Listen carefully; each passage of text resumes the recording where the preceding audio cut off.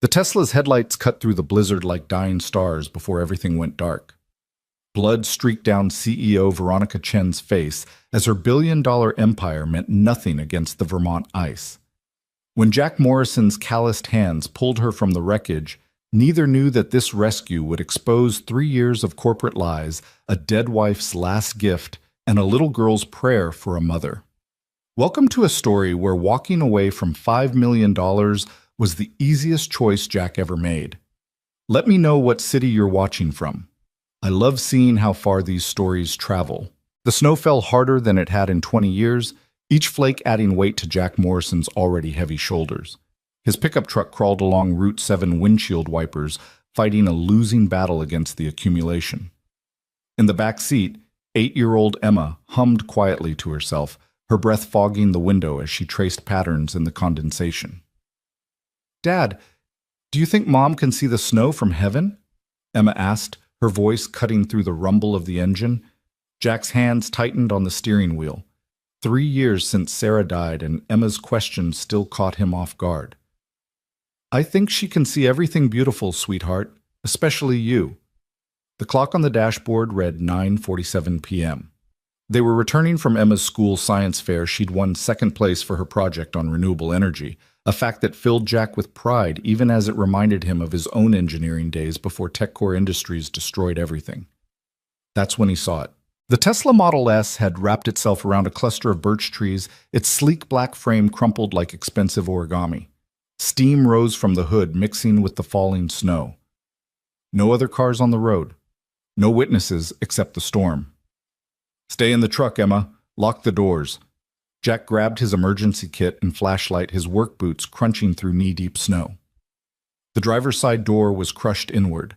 Through the spider-webbed glass, he could see her, a woman, maybe 35, designer clothes now torn and bloody. Dark hair matted with blood from a gash across her forehead. She wasn't moving. Jack tried the passenger door. Locked. The window was intact. He grabbed a tire iron from his kit and made a decision that would change everything. The glass shattered inward with a crystalline shower. He reached through, unlocked the door, and crawled across to reach her. "Ma'am, can you hear me?" He checked for a pulse, weak but steady. Blood flowed freely from her head wound, and he needed something to stop it. His emergency kit had gauze, but not enough. Then his fingers found it in his pocket, Sarah's scarf. The last one she'd knitted before the cancer took her strength. Soft green wool meant for Emma, but never finished. He pressed it against the woman's forehead, watching Sarah's final creation turn red. "I'm sorry, Sarah," he whispered to the storm, "but you would have done the same." The woman's eyes fluttered open, striking green like sea glass. She tried to focus on him, lips moving soundlessly. "Don't talk. I'm going to get you out." Jack carefully maneuvered her from the wreckage, his muscles straining. She was lighter than expected, but dead weight was always heavy. Her designer coat, probably worth more than his monthly mortgage, was ruined. He carried her to his truck. Emma's eyes wide as saucers when she saw them coming. "Emma, climb in front. Careful now." Jack laid the woman across the back seat, Sarah's scarf still pressed against her wound. "Is she gonna die, Daddy?" Emma's voice was small. "Not if I can help it." The nearest hospital was 40 minutes away in good weather. Tonight it might as well have been on the moon. But Jack knew these roads like the lines on his weathered hands. He drove with practiced precision, one eye on the mirror, watching the woman's chest rise and fall. "What's your name?" he asked when her eyes opened again. "Vic." "Vicky?" she managed. "Vicky Miller." "I'm Jack. That's Emma. You're going to be okay, Vicky." She tried to sit up, winced, and fell back. "My phone. Need to call." "Your phone's probably back with your car. Don't worry about that now." "No, you don't understand. I have to—" She started coughing, specks of blood on her lips. "Emma, there's water in my lunch bag. Can you pass it back?" Emma twisted in her seat, offering the bottle with the solemnity of a child who understood this was serious. The woman Vicky took small sips, her hands shaking. "Thank you," she whispered to Emma. "Both of you." The emergency room at Mercy General was chaos when they arrived. A multi-car pileup on I-89 had brought in a dozen injured. Jack carried Vicky through the sliding doors, Emma trailing behind. "Head trauma, possible internal injuries," Jack told the triage nurse. Car accident on Route 7 about 15 miles south. They whisked her away on a gurney, but not before she grabbed Jack's hand. Wait, your scarf.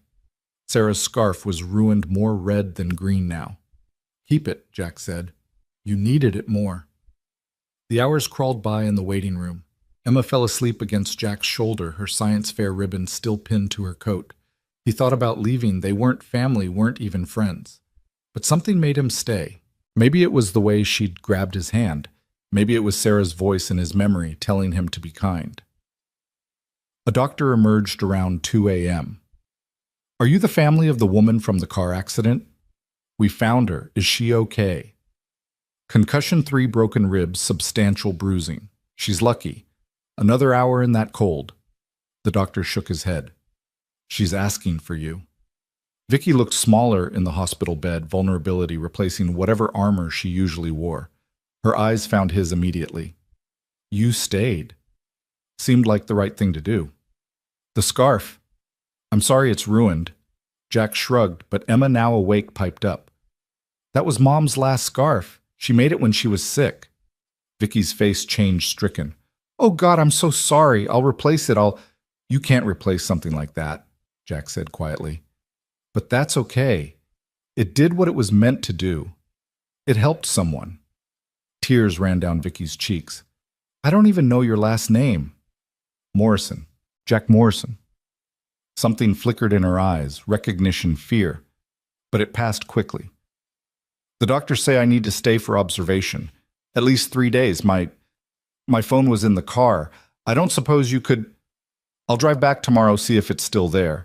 Though the tow trucks have probably taken everything by now. I don't have anyone to call anyway, she admitted, then seemed surprised she'd said it.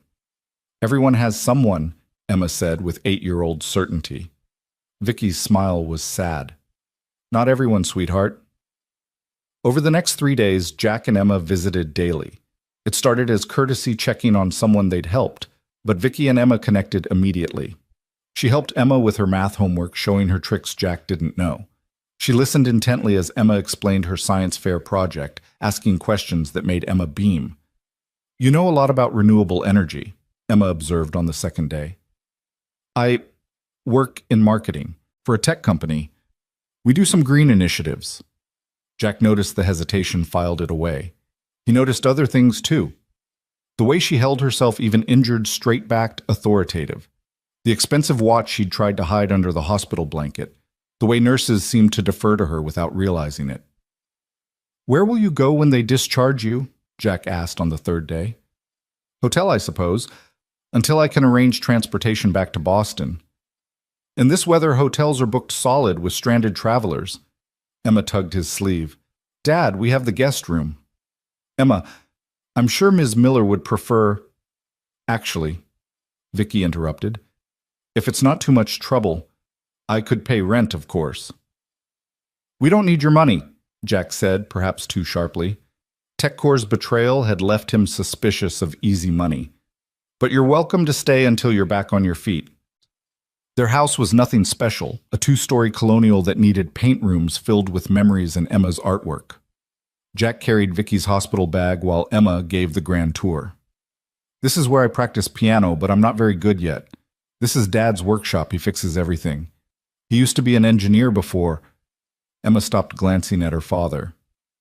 Before I decided to work with my hands instead, Jack finished smoothly. More honest work. Vicky studied the workshop through the doorway, organized tools, half-finished furniture projects, blueprints weighted down with coffee mugs. You were an engineer? Another lifetime. She didn't press, but Jack caught her looking at him differently. That first night, Vicky insisted on cooking dinner despite her injuries. It's the least I can do. She moved through their kitchen with surprising grace, finding spices Jack forgot they had, transforming simple ingredients into something that smelled like a 5-star restaurant. Where'd you learn to cook like that? Emma asked, sauce on her chin. My grandmother. She said cooking was like chemistry, precision, and love in equal measure. Mom used to say that about knitting, Emma offered, counting stitches and putting love in every loop. The table went quiet. Jack expected awkwardness, but Vicky simply reached over and squeezed Emma's hand. Your mom sounds like she was very wise. She was the best, Emma said simply. I asked the stars to send us someone like her. Maybe they sent you. Vicky's breath caught. Jack intervened. Emma, why don't you clear the table? It's almost bedtime. Later, after Emma was asleep, Jack found Vicky on the porch, despite the cold, wrapped in one of Sarah's old quilts. I should tell you something, she started. You don't owe us explanations. But I do. My name is Vicky Miller, but that's not the whole truth. Jack waited. In his experience, truth came easier with patience. I work for TechCore Industries. His coffee mug stopped halfway to his lips. TechCore. You know the company. Everyone knows TechCore. His voice was carefully neutral. I'm senior management, here doing site evaluation for a potential project. What kind of project? Data center. Your town is on the short list. Cheap land tax incentives, good infrastructure. Jack set down his mug harder than necessary. And let me guess a few hundred jobs that'll disappear the moment you find somewhere cheaper. It's not like that. It's always like that with companies like TechCore. He stood. Thank you for being honest. You're still welcome here until you're healed. He went inside before she could respond, missing the way her shoulders slumped the tears she wouldn't let fall. The next morning brought tension thick as the fresh snowfall. Jack was cordial, but distant, speaking to Vicky only when necessary. Emma, oblivious, chattered through breakfast about her upcoming holiday concert. Will you come? Vicky, Dad always comes, but he says he has two left ears for music. I'm sure Miss Miller has to get back to Boston soon, Em. Actually, Vicky said quietly, I'd love to come, if that's okay. Emma beamed. Jack grunted noncommittally.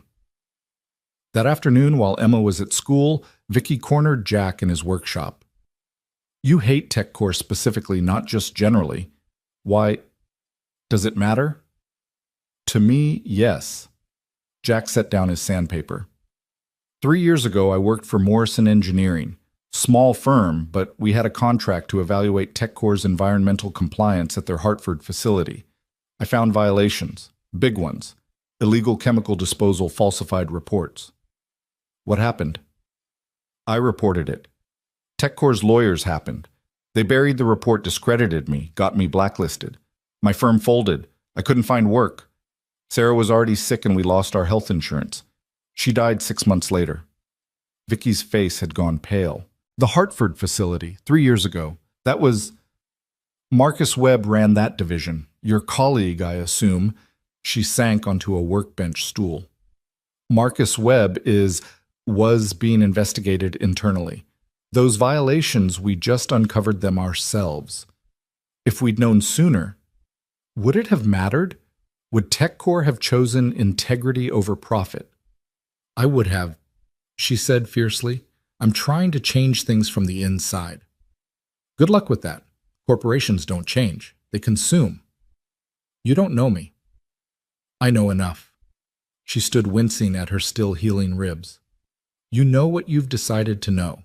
You saved my life, but you can't see past your anger long enough to realize not everyone at TechCore is Marcus Webb. Prove it. How to? Stop the data center project. It'll destroy this town. You don't even know the specifics. I know TechCore.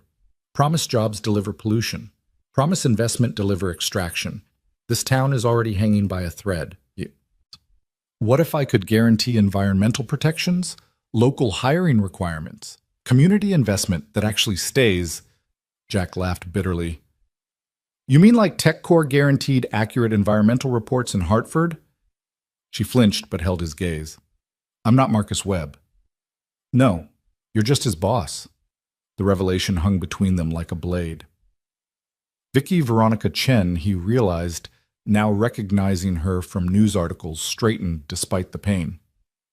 I am his boss, which means I can fire him, which I'm planning to do as soon as I have enough evidence. Evidence of what?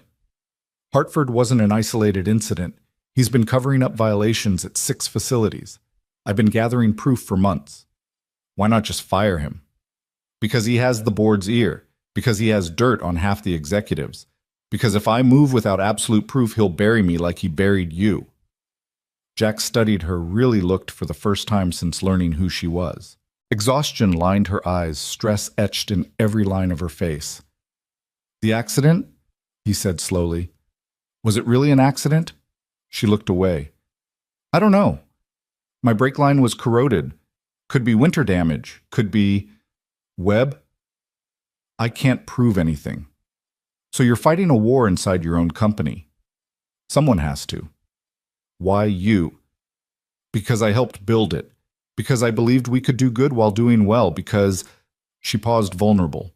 "Because I don't have anything else. No family, no real friends, just work. And if my work is corrupt, what does that make me?" Before Jack could respond, Emma burst through the door home from school. "Vicky, guess what? We're doing a play about environmental heroes. Can you help me with my lines?" The irony wasn't lost on either adult. That evening, something shifted. Maybe it was watching Vicky patiently help Emma with her homework. Maybe it was the way she laughed, really laughed at Emma's jokes. Maybe it was how she moved through their house like she belonged there fixing dinner while humming off-key. "You're not what I expected from a CEO," Jack admitted as they did dishes. "You're not what I expected from a small-town whistleblower. Former whistleblower. Now I just fix furniture and raise my daughter." "Sounds like a good life." "It is." She handed him a plate to dry. "I meant what I said. About the data center. I could structure it differently." "Why does it matter what I think?" "Because you're the only person I've met in years who told me the truth without wanting something in return." "I wanted you to leave." Past tense. He didn't answer, but his silence spoke volumes. The next few days fell into an unexpected rhythm. Vicky worked from Jack's laptop, running a billion-dollar company from a kitchen table covered in Emma's art projects.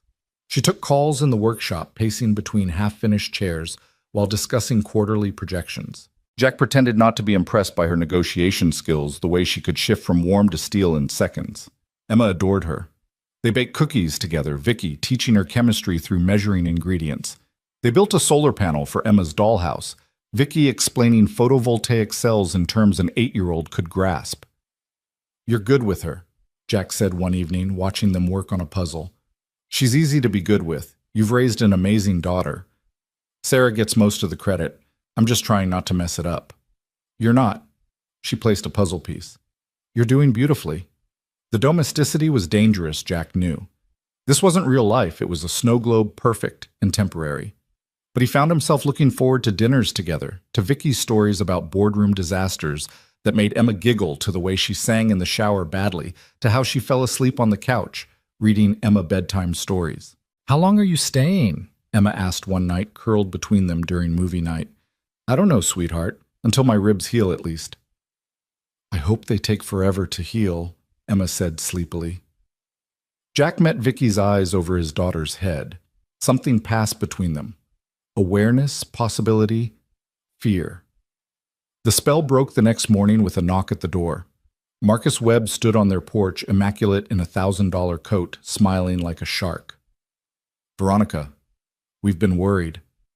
Jack watched her transform, warmth replaced by corporate armor, vulnerability locked away. "Marcus, how did you find me?" "GPS on the rental car. May I come in?" She stepped aside. Webb entered his eyes, cataloging everything, the modest furniture, Emma's drawings, Jack in his work clothes. "Mr. Morrison." Webb's recognition was immediate. "What an interesting coincidence. You two know each other." Vicky's voice was carefully neutral. "Mr. Morrison once worked for a firm we contracted. There were some disagreements about his findings." "You mean you buried his report and destroyed his life?" Webb's smile didn't waver. "I protected the company from baseless accusations, as is my job." "Get out of my house," Jack said quietly. "I'm here for Veronica. We have a board meeting tomorrow. The data center proposal needs to be presented." "I'll dial in." "The board wants you there in person. They're concerned about your absence." "I was in a car accident." "Yes, about that. Interesting timing right before the vote." The threat was subtle but clear. Vicky stood straighter. "I'll be there." "Excellent. I'll have a car pick you up in an hour."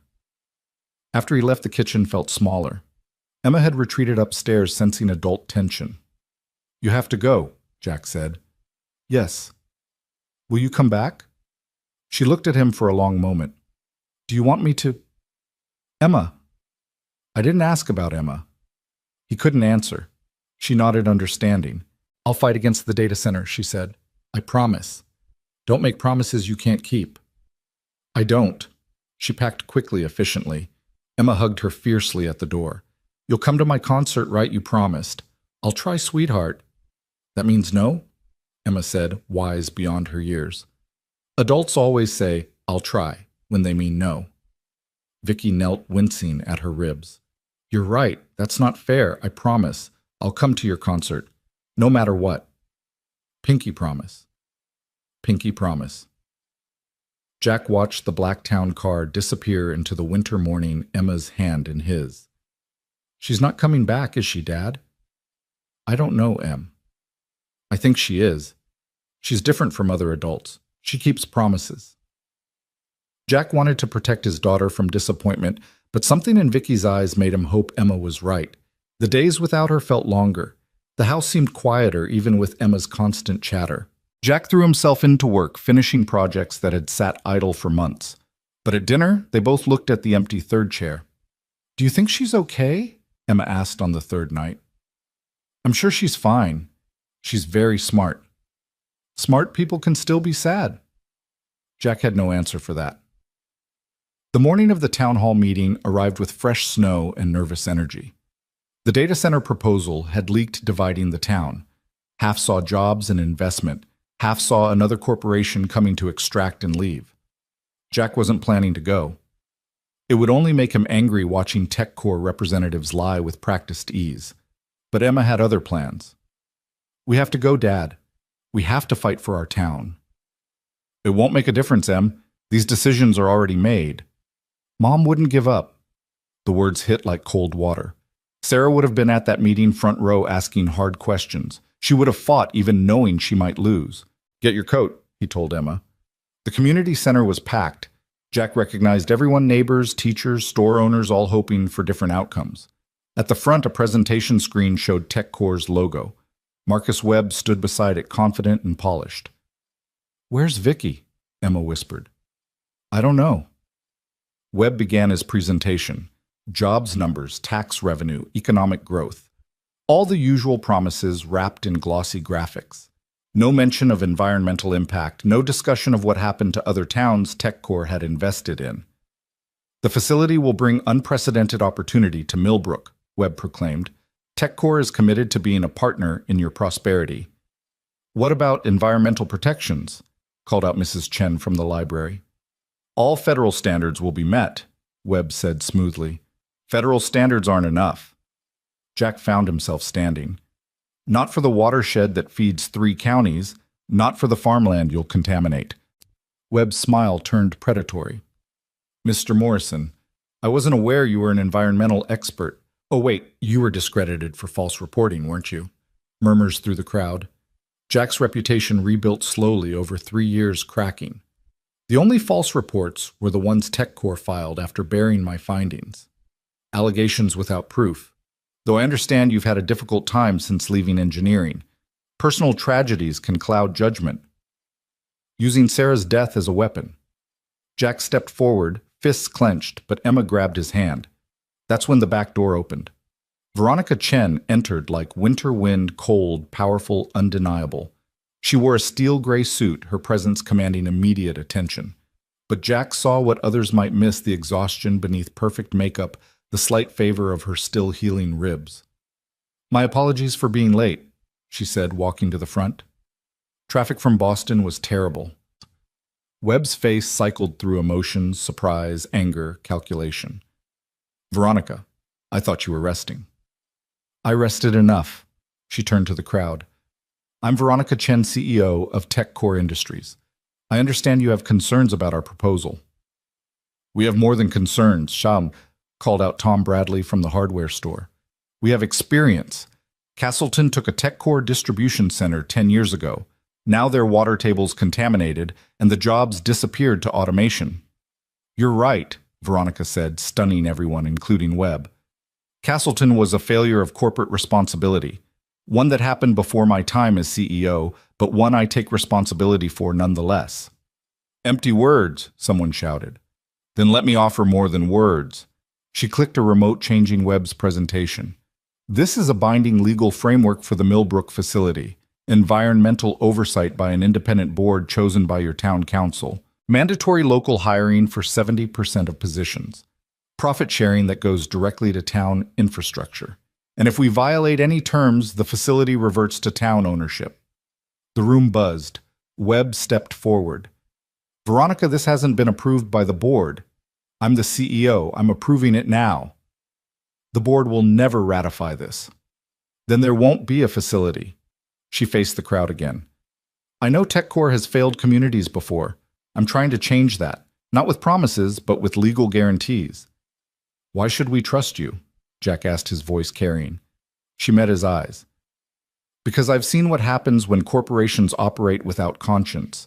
Because someone recently reminded me that integrity matters more than profit. Because, she paused, because I made a promise to keep promises. Emma stood on her chair. I trust her. Sit down, Jack said, but other voices joined his daughter's. Let's see the full proposal. We want time to review it, to bring in our own lawyers. Veronica nodded. Take all the time you need. The proposal will be available at the library with legal support funded by TechCore to help you understand every clause. Webb pulled her aside, his whisper harsh but audible. You're destroying everything we've built. No, Marcus? I'm building something better. You're fired, by the way. The room erupted. Webb's face went purple. You can't.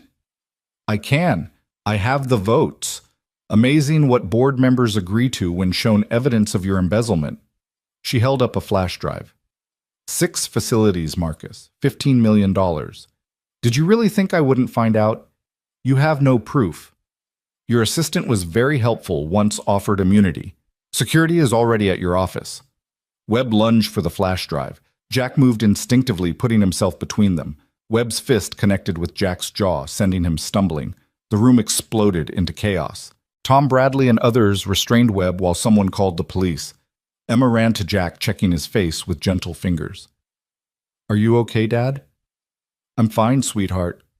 Vicky knelt beside them, her professional mask cracking. Jack, I'm so sorry. Not your fault. It is. All of this is my fault. I let Webb operate unchecked for too long. The police arrived, taking statements, leading Webb away in handcuffs. The crowd dispersed slowly, everyone talking about what they'd witnessed. Vicky stood to leave, but Emma grabbed her hand. You came back. I promised.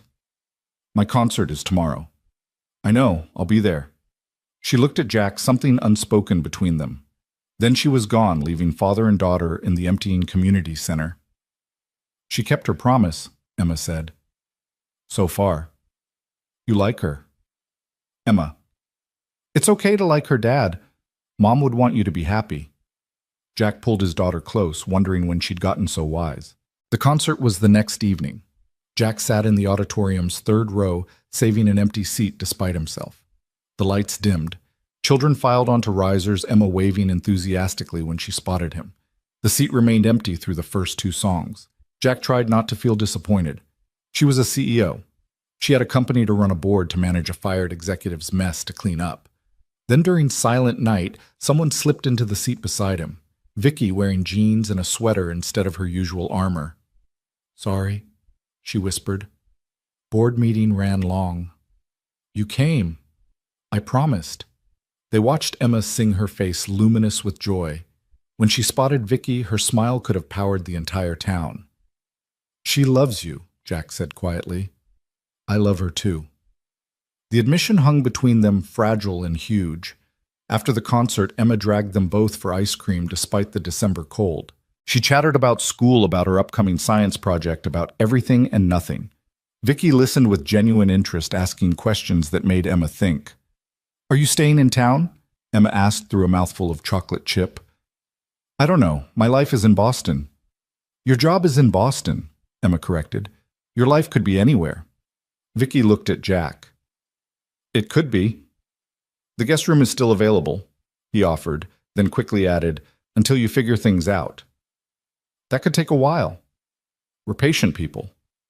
She smiled, not the CEO smile, but something softer, realer. I'll think about it. That night after Emma was asleep, they sat on the porch, despite the cold, sharing a blanket in silence. Webb posted bail, Vicky said eventually. He'll fight the charges. Are you worried? No, the evidence is solid, but he'll try to destroy me in the process. The board is already nervous. Will you lose your position? Maybe. Probably. She pulled the blanket tighter. I'm tired of fighting for a company that doesn't want to change. So change it or leave it. It's not that simple. TechCore is all I have. I've spent 15 years building my career there. 15 years is a long time. It's also not a lifetime. She was quiet for a moment. Your wife's scarf, I had it cleaned and framed. It's in my office. A reminder. Of what? That sometimes the most valuable things are the ones we give away. Jack thought about Sarah, about the life they'd planned that cancer stole, about the future he'd stopped imagining, about the woman beside him who quoted his dead wife's philosophy and made his daughter laugh. Stay, he said suddenly. Not in the guest room, not temporarily. Stay. She turned to him, eyes bright with tears. Jack, I know it's crazy. I know we barely know each other. But Emma's right. Your life could be anywhere. Why not here? Because I'm CEO of a billion-dollar company. Because you hate everything I represent. Because this is a fairy tale, not real life. Then make it real. You said you want to change TechCore. Change it from here. Run it remotely. Build the data center. Right. Prove it can be done. Show the world a different way. And if I can't, if the board forces me out, then you'll figure out what's next. With us, if you want. She kissed him, then soft and surprising under the winter stars. When they pulled apart, both were crying. I don't know how to do this, she admitted. I know hostile takeovers and profit margins. I don't know family dinners and school concerts. You're learning pretty fast. Jack, I should tell you, the night of the accident, it wasn't random. I was coming to find you. He pulled back. What? When I discovered what Webb did in Hartford, your name was in the files. I wanted to apologize to make it right somehow. I was driving around trying to work up courage to knock on your door. So the accident? Maybe fate? Maybe karma? Maybe just ice and poor timing? She laughed shakily. But I'm glad it happened. Is that terrible to say? No, Sarah would call it providence. Sarah sounds like she was wonderful. She was. She would have liked you. Even though I'm corporate enemy number one, especially because you're trying not to be. They stayed on the porch until the cold drove them inside, planning impossible futures that somehow felt possible. The next morning brought reality in the form of 37 emails, 14 missed calls, and 3 board members on Vicky's phone. I have to go back, she said over breakfast, at least for a few days. We understand, Jack said, though Emma's face fell. But I'll be back for Christmas, if that's okay. Christmas is in 5 days, Emma pointed out. Then I better hurry. She left that afternoon, but not before helping Emma with her homework and fixing a glitch in Jack's laptop. Domestic moments that felt like promises. Do you think she'll really come back? Emma asked that night. I do. How do you know? Because she hasn't broken a promise yet. The days crawled. Jack threw himself into preparing for Christmas tree shopping with Emma decorating cookies, wrapping presents. But the house felt incomplete. Then on Christmas Eve morning, a knock at the door. Vicky stood there with 2 suitcases and a resignation letter. You quit? Jack asked, stunned. No, but I relocated, permanently. The board agreed to let me run things remotely with quarterly visits to Boston. If the Millbrook facility succeeds, it becomes the model for all future development. And if it fails, then I'll have more time for school concerts. Emma barreled into Vicky's arms. You're really staying. I'm really staying. The Christmas was different from the 3 that came before. Not a replacement for what was lost, but something new growing in the spaces grief had carved. Vicky learned their tradition stockings before presents, Pancakes and pajamas, afternoon walk in the woods. She added her own Chinese dumplings for dinner, a gratitude circle before bed, hot chocolate with cayenne pepper. "This is the best Christmas ever," Emma declared, falling asleep between them on the couch, new books scattered everywhere. Jack met Vicky's eyes over his daughter's head. "It really is." "Thank you," she whispered, "for saving me. In every way a person can be saved. Thank you for not giving up when I pushed you away." "Morrison's stubbornness is contagious." They laughed quietly, careful not to wake Emma. Outside, snow began to fall, blanketing Millbrook in fresh possibility. The weeks after Christmas passed in a blur of adjustments and revelations. Vicky had converted Jack's rarely used dining room into a command center, 3 monitors, endless video calls, and the constant hum of business being conducted at the highest levels. Yet somehow she never missed dinner, never missed Emma's bedtime stories, never made them feel like they came second to TechCore. "How do you do it?" Jack asked one evening in mid-January, watching her seamlessly transition from firing a supplier for contract violations to helping Emma with fractions. "Same way you rebuilt your life after everything fell apart," she said, checking Emma's homework. "One decision at a time, keeping what matters most in focus." Emma beamed at getting all her math problems right, then scampered off to practice piano. The discordant notes filled the house. She really wasn't very good yet, but Vicky smiled at each wrong note like it was a symphony. "The board meeting is tomorrow," she said quietly once Emma was absorbed in her practice. "About the Millbrook facility. Webb's been lobbying against it, even under indictment. Are you worried?" "I should be. But sitting here in this house with you and Emma, the worst they can do is fire me. And that doesn't scare me anymore." Jack moved behind her chair, hands on her shoulders. "It should scare you a little. You've worked your whole life for this position." "No, I've worked my whole life for what I thought this position meant, power to make real change. But maybe real change doesn't happen in boardrooms." She tilted her head back to look at him. "Maybe it happens in small towns, one promise at a time." The next morning, Vicky dressed in her armor, a black suit that meant business, her grandmother's jade pendant for luck. Jack caught her pacing the kitchen at 5 a.m., practicing her presentation. "You'll be brilliant," he said, pouring coffee. "I'm about to ask the board to approve a facility with half the profit margin of our usual builds. Webb's painted me as emotional, compromised, weak. You're none of those things. I'm all of those things. But they're not flaws, they're what make me human. The board's forgotten what that means." Emma appeared in the doorway, rubbing sleepy eyes. "Are you fighting the bad guys today, Vicky?" "In a way, sweetheart." "Then you need this." Emma pulled something from behind her back, a crayon drawing of Vicky as a superhero standing between a small town and a monster labeled Greed. Vicky's eyes filled with tears. "This is perfect. Can I take it with me?" "It's for luck.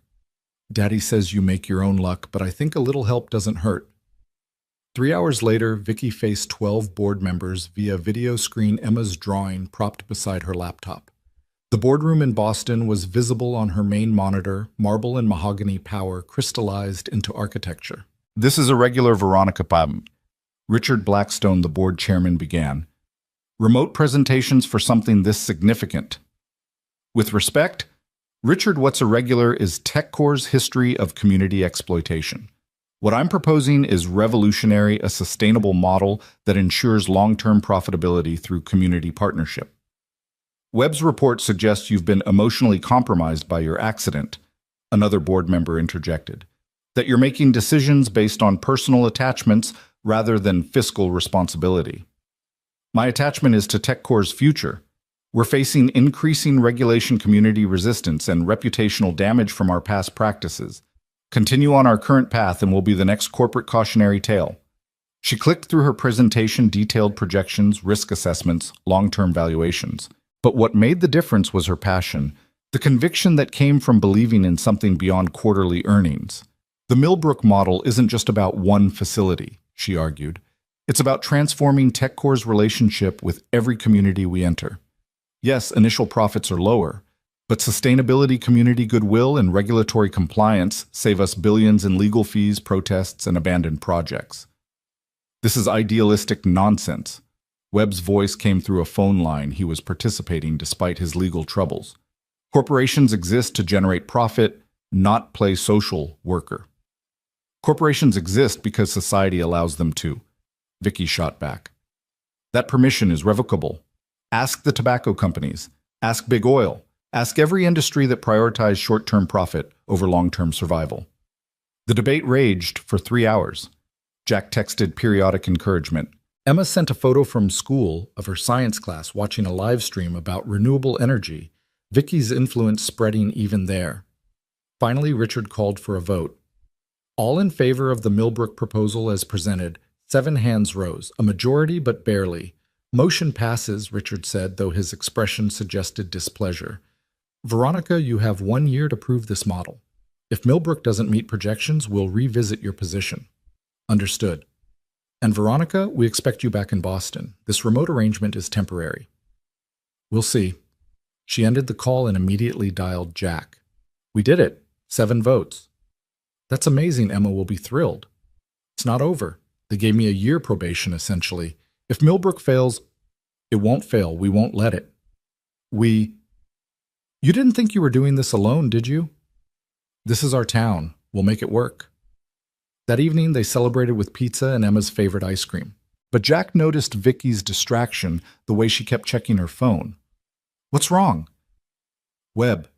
He's been too quiet. 3 hours since the vote, and nothing, no angry emails, no threats. It's not like him. Her instincts proved right.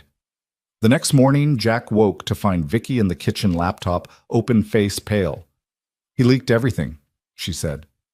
Every email I've sent about the Hartford cover-up, but edited to make it look like I was part of it, like I only turned on him to save myself.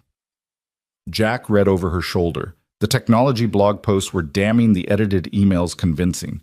The comments section was brutal, calling for her resignation, SEC investigation, criminal charges. This is fabricated. You can prove that, right? Eventually, but by then the damage is done. The board will have no choice but to remove me.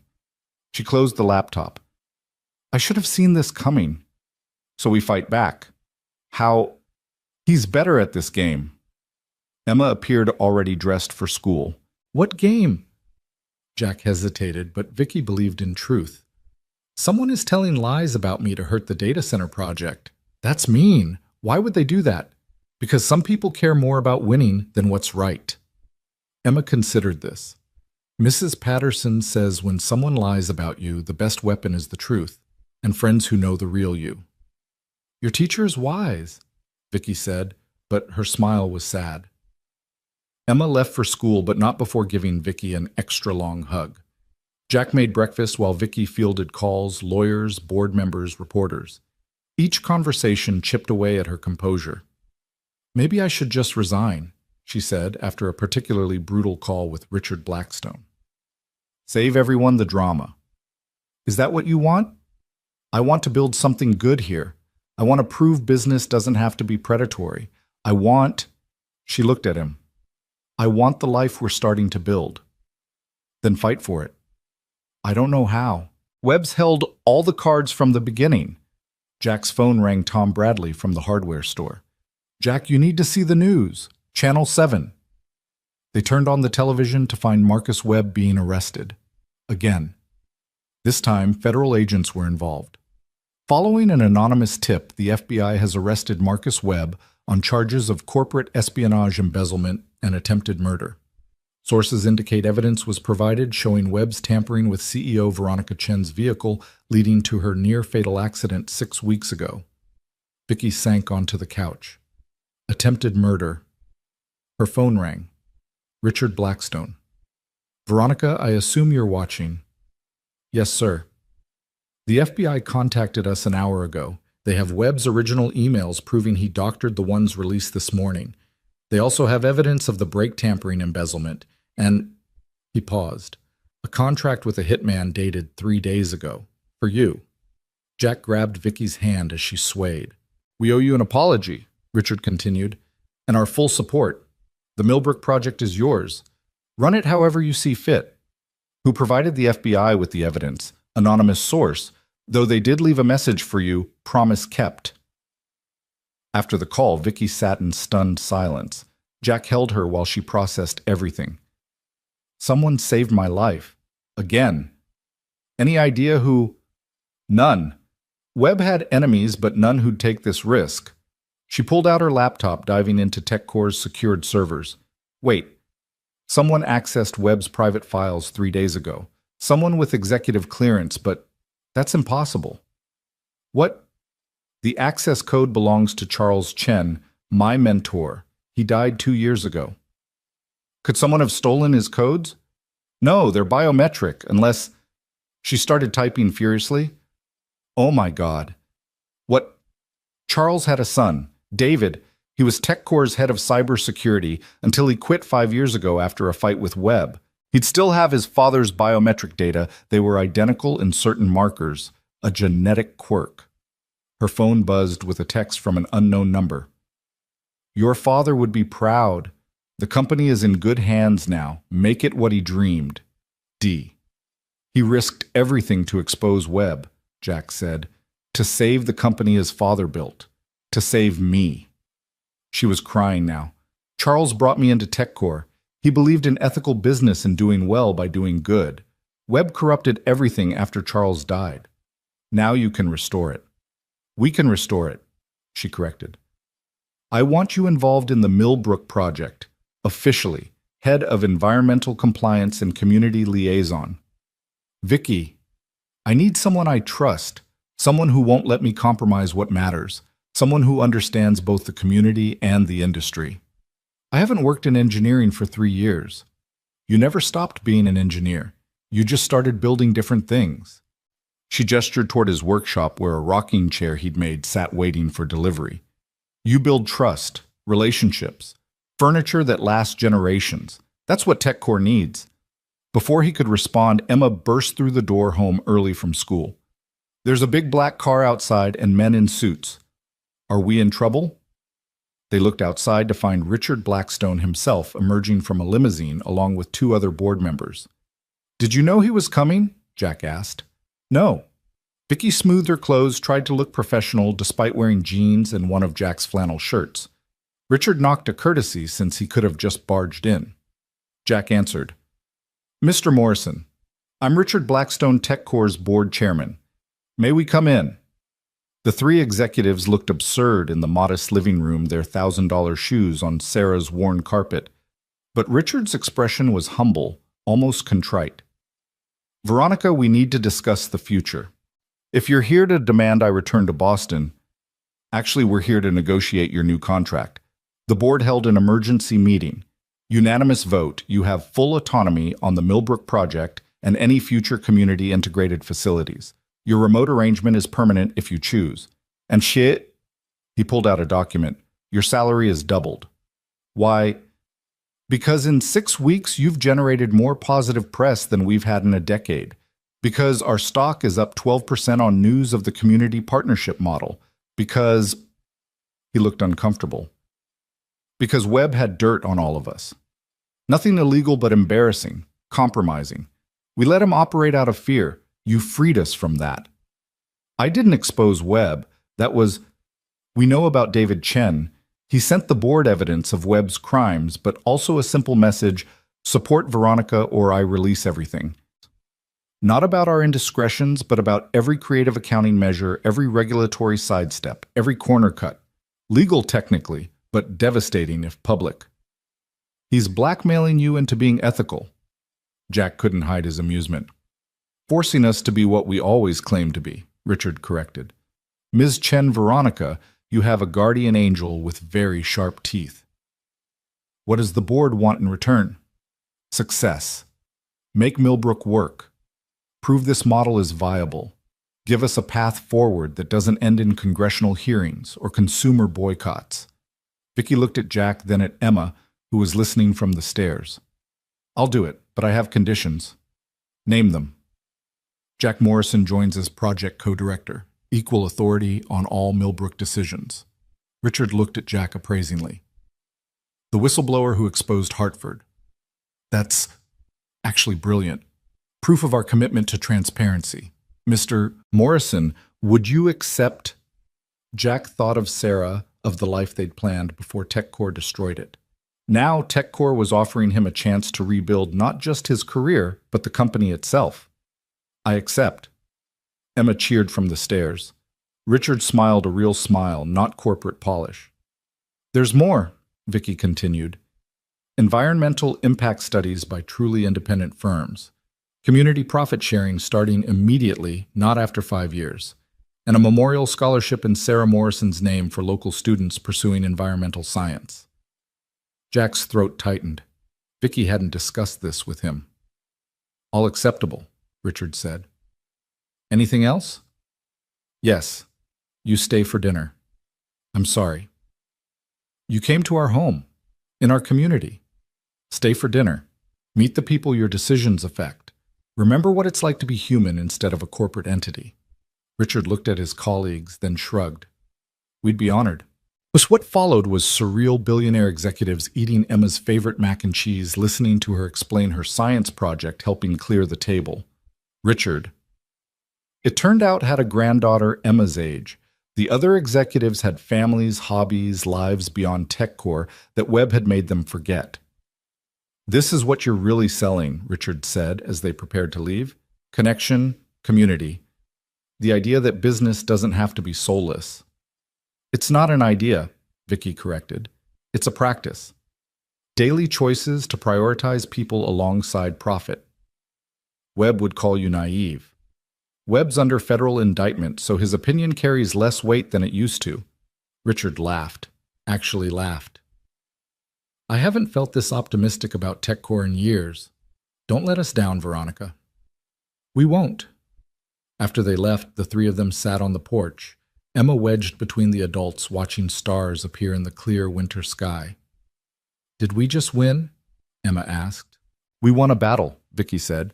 The war for corporate ethics is ongoing. That sounds exhausting, Emma said. It is. But we have secret weapons. What weapons? Mac and cheese, math homework, piano practice, all the normal, beautiful things that remind us why the fight matters. And each other, Jack added. Especially each other, Vicky agreed. The next weeks were a whirlwind. Ground broke on the Millbrook facility with unprecedented transparency. Every permit public, every environmental report available online, every community concern addressed in town halls. Jack and Vicky worked as a team, her corporate experience balancing his community knowledge. You're good at this, but she told him one evening, reviewing his proposal for local contractor partnerships. I forgot how much I missed it. Not the corporate politics, but the actual engineering. Building something that matters. Sarah would be proud. She would. She'd also probably laugh at the irony of me working for TechCore. Not for, with. Partners remember. The distinction mattered. Every decision was collaborative, every policy shaped by community input. It was exhausting, sometimes frustrating, but it was working. The first crisis came in March. A subcontractor was caught dumping concrete waste near the watershed, exactly the kind of violation Jack had exposed at Hartford. But this time, the response was different. We fire them immediately, Vicky said in the emergency meeting. The delay will cost us millions, the project manager argued. The damage to our credibility would cost more, Jack countered. We promised transparency. That means admitting mistakes and fixing them publicly. They held a town meeting that night, apologizing for the oversight, explaining their response, inviting community members to join the oversight committee. Instead of anger, they got appreciation for the honesty. No one's perfect, Mrs. Chen from the library said. But you're trying. That's what matters. The fired subcontractor was Webb's last gambit. He'd paid them to violate regulations, hoping to sabotage the project. But his plan backfired. The community's trust in Jack and Vicky's leadership only grew. By April, the facility was ahead of schedule. Employment applications flooded in from locals eager for good jobs that wouldn't disappear. The environmental impact was minimal, actually improving some areas through watershed restoration projects. We're doing it, Vicky said one evening, looking at the progress reports. You sound surprised. Part of me expected to fail, to prove Webb right about corporate nature being unchangeable. Nature isn't fixed, Jack said. Sarah taught me that in her garden. With the right care, anything can grow differently. Emma ran in from outside where she'd been helping plant trees as part of the facility's green barrier. "Vicky, Dad, come see. The first flowers are blooming." They followed her outside to where crocuses pushed through the last snow purple and white against the brown earth. Such small things, but promises of spring, of renewal of life, continuing despite winter's attempts to stop it. "It's beautiful," Vicky said, but she was looking at Jack and Emma, not the flowers. That night after Emma was asleep, Jack found Vicky in the workshop. She was sanding a piece of wood badly, but determinedly. "What are you making?" "I wanted to try. You make it look easy." "It's not, but nothing worth doing is." She set down the sandpaper. "I love you." The words hung in the workshop air, mixing with sawdust and possibility. "I love you too," Jack said. "But you knew that." "I hoped." But hoping and knowing are different things. "What made you know I'm—" "You trusted me with your daughter, with your town, with your wife's memory. Those aren't things you give to someone you don't love." He kissed her then in the workshop where he'd rebuilt his life one piece at a time. Now they were building something together, not just a facility or a relationship, but a future neither had imagined possible. "Move in officially," he said. "Stop pretending the guest room is where you sleep." "What will people say?" "That the CEO fell for the whistleblower. It's a good story."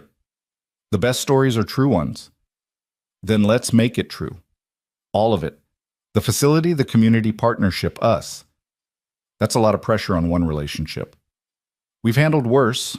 You survived a car crash. I survived corporate destruction. Emma survived losing her mother. We're all stronger than we think. Together, we're stronger than that. Together, we're unstoppable." May brought unexpected challenges. Other TechCore facilities faced protests, their communities demanding the Millbrook model. The board panicked, seeing profit margins shrink across the company.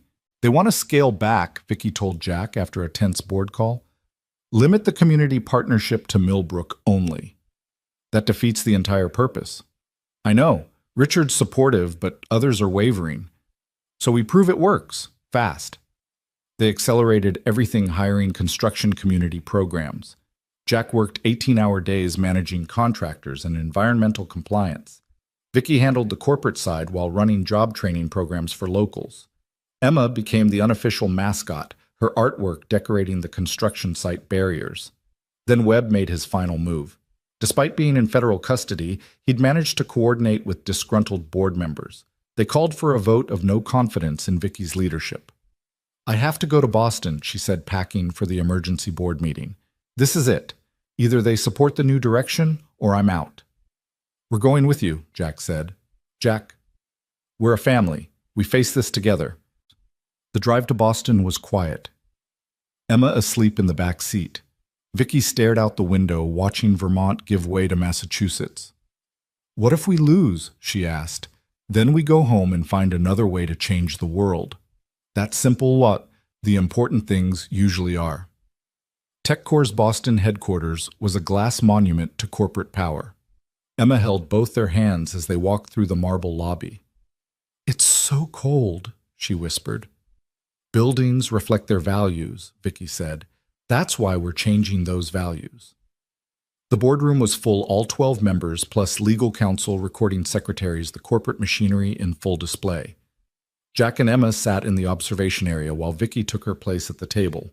The attack began immediately. 3 board members presented their case: cost overruns, delayed returns, shareholder concerns. They painted the Millbrook model as Vicky's pet project, unsustainable and naive. Then Vicky stood. She didn't present slides or financial projections. Instead, she pulled out Emma's drawing, the one of her as a superhero fighting greed. "An 8-year-old understands what we've forgotten," she began. "Business isn't about numbers, it's about people.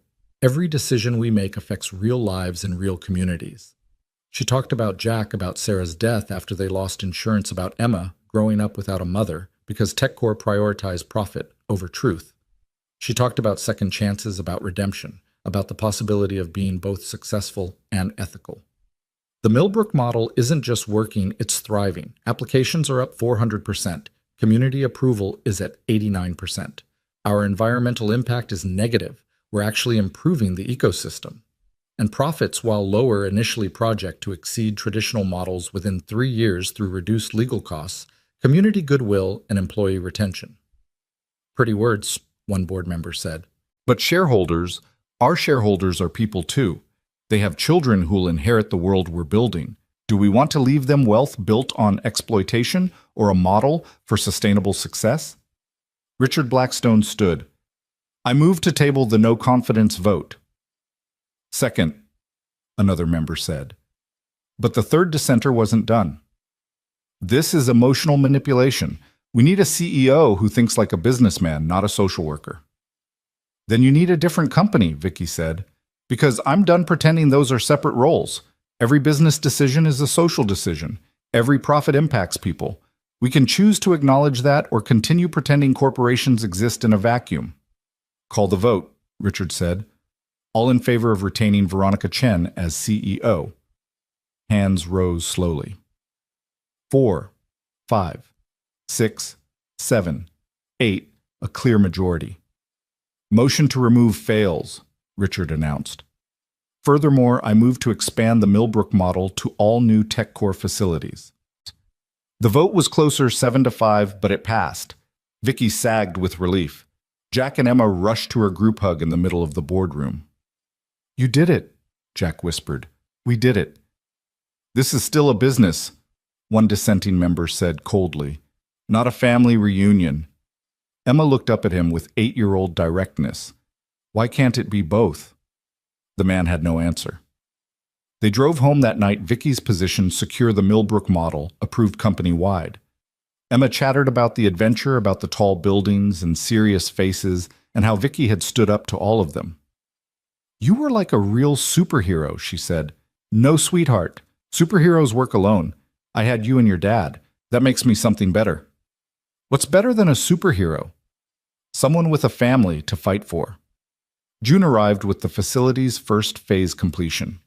The opening ceremony drew hundreds local state officials, media, curious about TechCore's transformation. Jack stood with Vicky as she cut the ribbon, Emma holding both their hands. This facility represents a new chapter, Vicky said to the crowd. Not just for TechCore, but for how business and community can coexist. Every job created, every environmental protection implemented, every profit shared, it all stems from one simple principle: we're all in this together. Applause thundered across the Vermont hills. But the best moment came later at the community barbecue. Jack watched Vicky flip burgers beside Tom Bradley, laughing at his jokes. Emma ran with local kids, no longer the sad girl who'd lost her mother, but a joy-filled child who'd gained a future. You happy? Jack asked Vicky as the sun set. Happy doesn't cover it. I'm whole. For the first time in my life, I'm whole. Good, because I have something to ask you. He dropped to one knee, pulling out a ring he'd made himself titanium from reclaimed aerospace parts inset with Vermont granite and a small diamond that had been Sarah's. Veronica Chen, will you marry me? Here in front of our community, will you officially join this family you've already become part of? Emma appeared beside them, bouncing with excitement. She'd known for weeks helped design the ring, kept the secret despite nearly bursting. Say yes, she shouted. Please say yes. Vicky was crying, laughing, nodding. Yes, of course, yes. The crowd erupted. The CEO and the whistleblower, the corporate queen and the small-town engineer, the woman who'd lost herself in ambition, and the man who'd found himself in loss, all those contradictions resolved in a simple yes. Richard Blackstone, who'd stayed for the ceremony, shook his head in wonder. This is either the best corporate story ever or the end of business as we know it. Boastful, Tom Bradley said, clapping him on the back. Definitely both. As night fell over Millbrook, the new facility glowing softly with solar-powered lights, 3 people stood together looking at what they'd built. Not just a building or a business model, but a bridge between worlds that had seemed incompatible. What now? Emma asked. Now we plan a wedding, Vicky said. And run a revolutionary business model, Jack added. And live happily ever after, Emma asked hopefully. No, Vicky said, causing Emma's face to fall until she continued. Happily ever after is for fairy tales. We get something better, happily ever forward, always growing, always building, always together. That sounds harder than fairy tales. The best things always are. They walked home through streets they'd helped transform past businesses thriving from facility contracts under stars that had witnessed every moment of their unlikely story. Tomorrow would bring new challenges, wedding planning, and quarterly reports, community needs, and corporate demands. But tonight, they were simply a family going home proof that sometimes the most impossible things were actually inevitable, waiting for brave enough people to make them real. In the distance, the TechCore facility hummed with quiet efficiency, its lights reflecting off the pond, where Jack had once taught Emma to skip stones, where Vicky had learned that some things mattered more than money, where a community had chosen to trust again. It wasn't an ending. It was a transformation. And in the morning, they'd continue building one promise, one decision, one day at a time. The wedding planning started the very next morning, with Emma spreading bridal magazines across the kitchen table while Vicky fielded calls from Tokyo and Jack reviewed environmental reports. This was their life now, the personal and professional woven so tightly together that separating them would have been impossible. "I think we should have the wedding at the facility," Emma announced, holding up a picture of an industrial chic ceremony. "Emma, sweetheart, most people don't get married at data centers," Jack said, though he was smiling. "We're not most people," Emma countered with 8-year-old logic that was hard to argue with. Vicky looked up from her laptop where she was managing a crisis at the Singapore office. "Actually, that's not a terrible idea. The community garden we built would be beautiful in September." "You want to get married at TechCore?" Jack asked. "I want to get married where our new life began, where we proved that impossible things can happen." She paused her video call. "Unless you'd prefer something more traditional," Jack thought about Sarah, about their small church wedding with 50 guests and her grandmother's cake recipe. That had been perfect for them. But this was different, not better or worse, just different. "The garden it is," he said. "But I'm not wearing a suit." "Deal, but you have to wear shoes." "Negotiable." Emma cheered already, sketching wedding decorations on her homework. The normalcy of it, planning a wedding while running a billion-dollar company and raising a child, should have been overwhelming. Instead, it felt like the life they were meant to live. That afternoon brought unexpected visitors. David Chen stood at their door looking like a younger version of his father, the same keen eyes, the same slight smile that suggested he knew more than he was saying. "Ms. Chen," he said formally. "Mr. Morrison, I hope I'm not intruding." "David?" Vicky pulled him into a hug that surprised them both. "You saved my life." "You saved everything." "I saved my father's legacy," he corrected, but returned the embrace. "You're the one making it matter." They sat in the living room, Emma eyeing the stranger with curious suspicion, until David pulled out a tablet and showed her a game he'd designed. Within minutes, she was absorbed, leaving the adults to talk. "Why now?" Vicky asked. "Why reveal yourself?" "Because Webb's trial starts next week. I'm testifying. Figured you should know your guardian angel before he becomes public record. The FBI said you've been gathering evidence for years. Since Dad died. I knew Webb was dirty, but proving it required patience. When you started pushing for reform, I knew it was time. You could have just sent the evidence. Why risk exposing yourself?"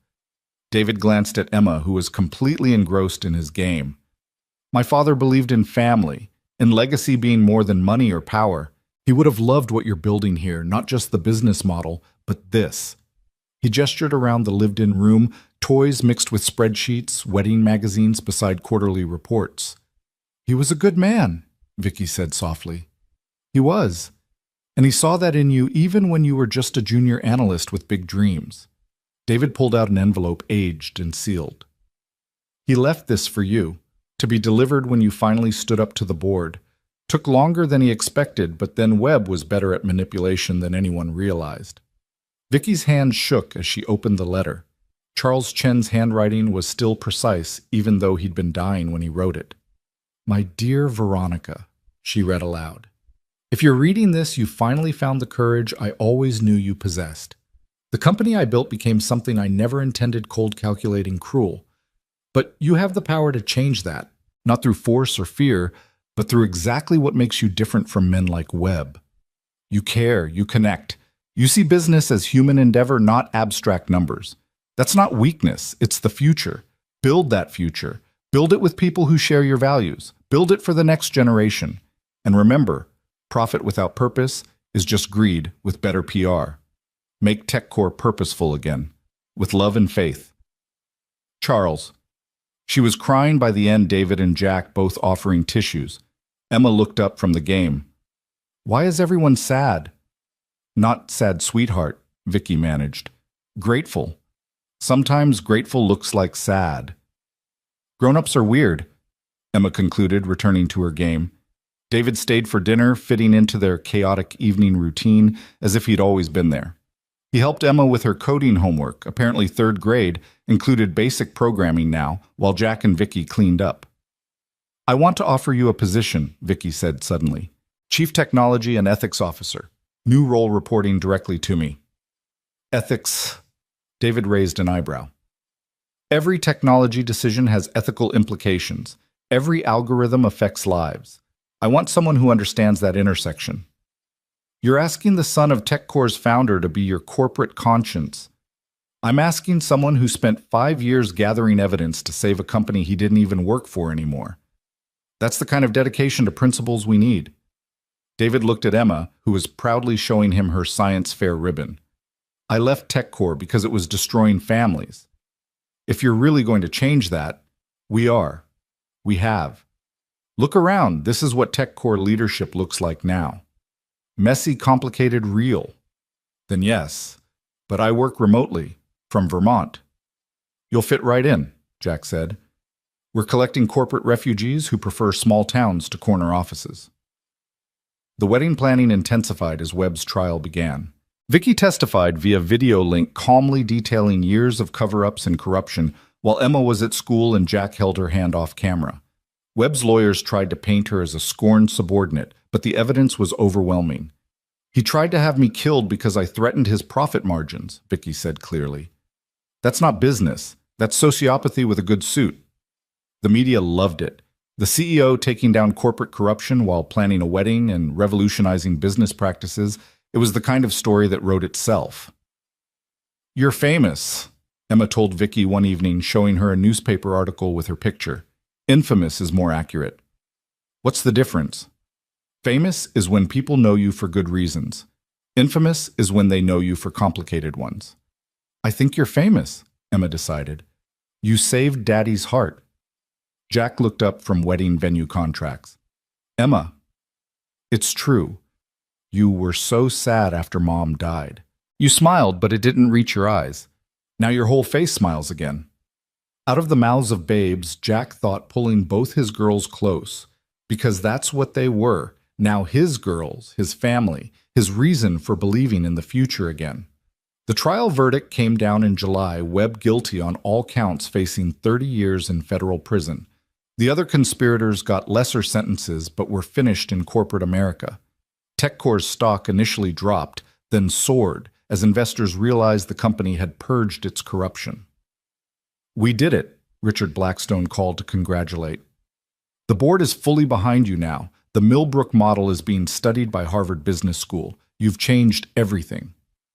We've started changing things, Vicky corrected. Real change takes generations.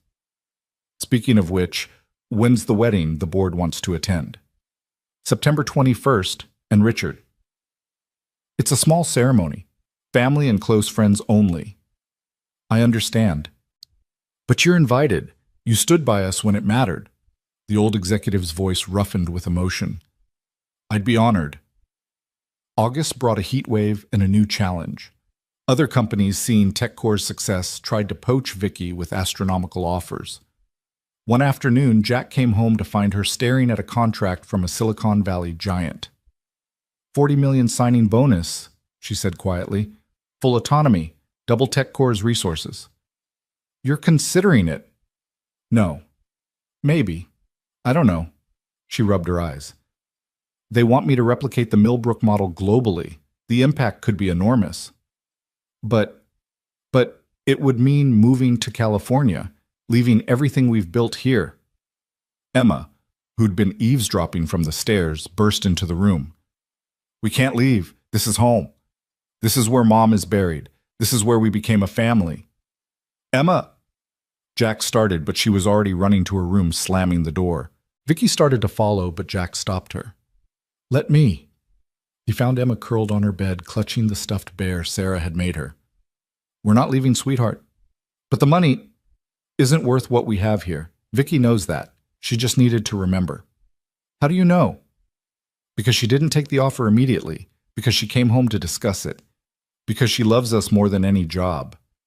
More than $40 million. Money can't buy what we have. It can't buy Emma's laughter, or Vermont sunsets, or the way Vicky looks at us like we're her whole world. That's what you say to make me feel better." "No, that's what I believe. Want to know a secret? I got an offer too. Engineering firm in Boston wants me to run their environmental division. Triple what TechCore pays." Emma's eyes widened. "Are you taking it? What do you think?" "No, because we're a family. Families stick together." "Exactly." They went back downstairs to find Vicky on the phone. "Thank you for the offer, but I'm declining. My life is here. My work is here. My family is here. Those aren't negotiable." She hung up and looked at them. "I'm sorry. I shouldn't have even considered it." "You should consider every opportunity," Jack said. "That's what smart people do. Then they choose what matters most." "You two matter most. This life matters most." Emma launched herself at Vicky. "Promise you'll never leave." "I promise I'll never choose a job over you. How's that good enough?" They spent the evening working on wedding preparations, the Silicon Valley offer forgotten. But Jack noticed Vicky seemed lighter, as if considering and rejecting the offer had confirmed something essential about her priorities. September arrived with perfect Vermont weather. The wedding preparations kicked into high gear, with the whole town participating. Mrs. Chen from the library organized the flowers. Tom Bradley built an arbor from reclaimed wood. Emma practiced her flower girl duties with military precision. 3 days before the wedding, another crisis. The Tokyo office had a massive data breach potentially compromising millions of users. Vicky had to fly out immediately. "I'll be back in time," she promised, packing frantically. "The wedding won't happen without me." "You better not leave me at the altar," Jack teased, but worry crept in. "Never. David's going with me. We'll fix this and be back by tomorrow night." But tomorrow night came and went. The breach was worse than expected, requiring Vicky and David to work around the clock. Jack fielded worried calls from wedding guests while Emma grew increasingly anxious. "She's not coming back," Emma said the night before the wedding, "just like Mom didn't come back from the hospital." "This is different, Em. Vicky's coming home." "How do you know?" Before he could answer, his phone rang. Vicky's face appeared on video, exhausted but smiling, with Tokyo's skyline behind her.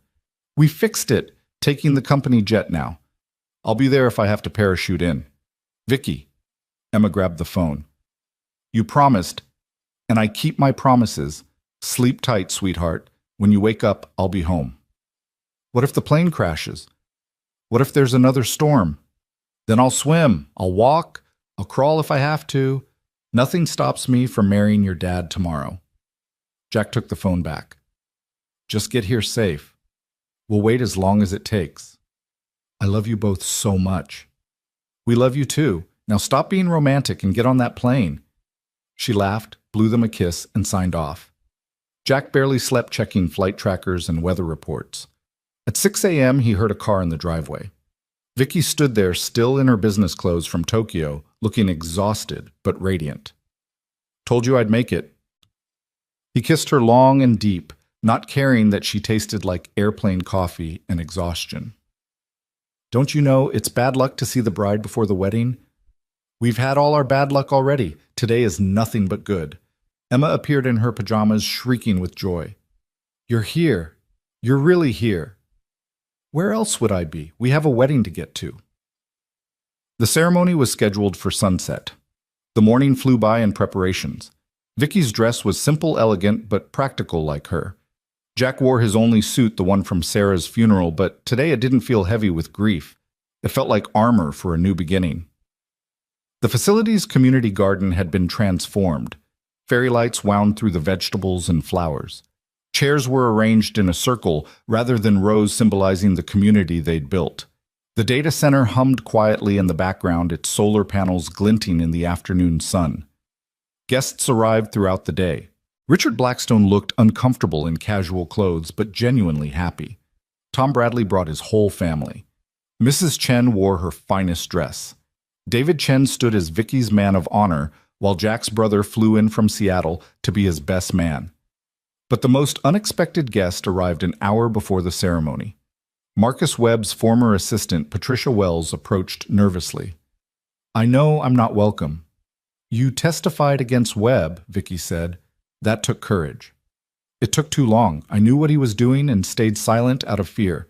But seeing you fight, seeing you change things, I wanted to apologize. And to give you this." She handed over a small box. Inside was Charles Chen's watch, the one he'd worn every day until his death. Webb took it from Charles's office, called it a trophy. "I thought you should have it." Vicky's eyes filled with tears. "Thank you. Would you stay for the ceremony?" Patricia's shocked expression made Jack love Vicky even more. This was who she was, someone who could forgive, who could see redemption in anyone willing to change. "I'd be honored." As the sun began its descent, casting golden light through the garden, the ceremony began. Emma walked first, scattering flower petals with scientific precision. Then Vicky appeared, David beside her, walking toward Jack with the confidence of someone who'd found her home. The local minister, Reverend Williams, kept the ceremony simple. But when it came time for vows, Vicky and Jack had written their own. Jack went first. "Vicky, you crashed into my life literally and figuratively. You were supposed to be everything I stood against: corporate power, wealth, without conscience, the system that destroyed my first chance at happiness. Instead, you became proof that people can change, that companies can have hearts, that second chances are real. You gave Emma a mother figure when I thought she'd never have one. You gave me a reason to believe in the future again. I promise to support your dreams, challenge your assumptions, and remind you every day that you're more than your job title. You're the woman who chose love over $40 million. You're the CEO who serves mac and cheese to billionaires. You're the mother who keeps promises no matter what. You're my miracle, and I promise to spend every day earning that miracle." Vicky was crying before he finished, not caring that her makeup was running. "Jack, you saved my life that snowy night, but not the way you think. Yes, you pulled me from a crashed car, but more importantly, you pulled me from a crashed existence. I had everything society says matters: power, money, influence, and none of what actually does. You and Emma taught me that success means nothing if you achieve it alone. That integrity matters more than income. That a child's laughter is worth more than any board's approval. You trusted me when I didn't trust myself. You fought for me when I was ready to give up. You showed me that strength isn't about never falling, it's about who helps you stand back up. I promise to stand with you through every storm, to choose this family over any opportunity, to be Emma's bonus mom with all the joy and responsibility that brings, to never let corporate life make me forget what real life looks like.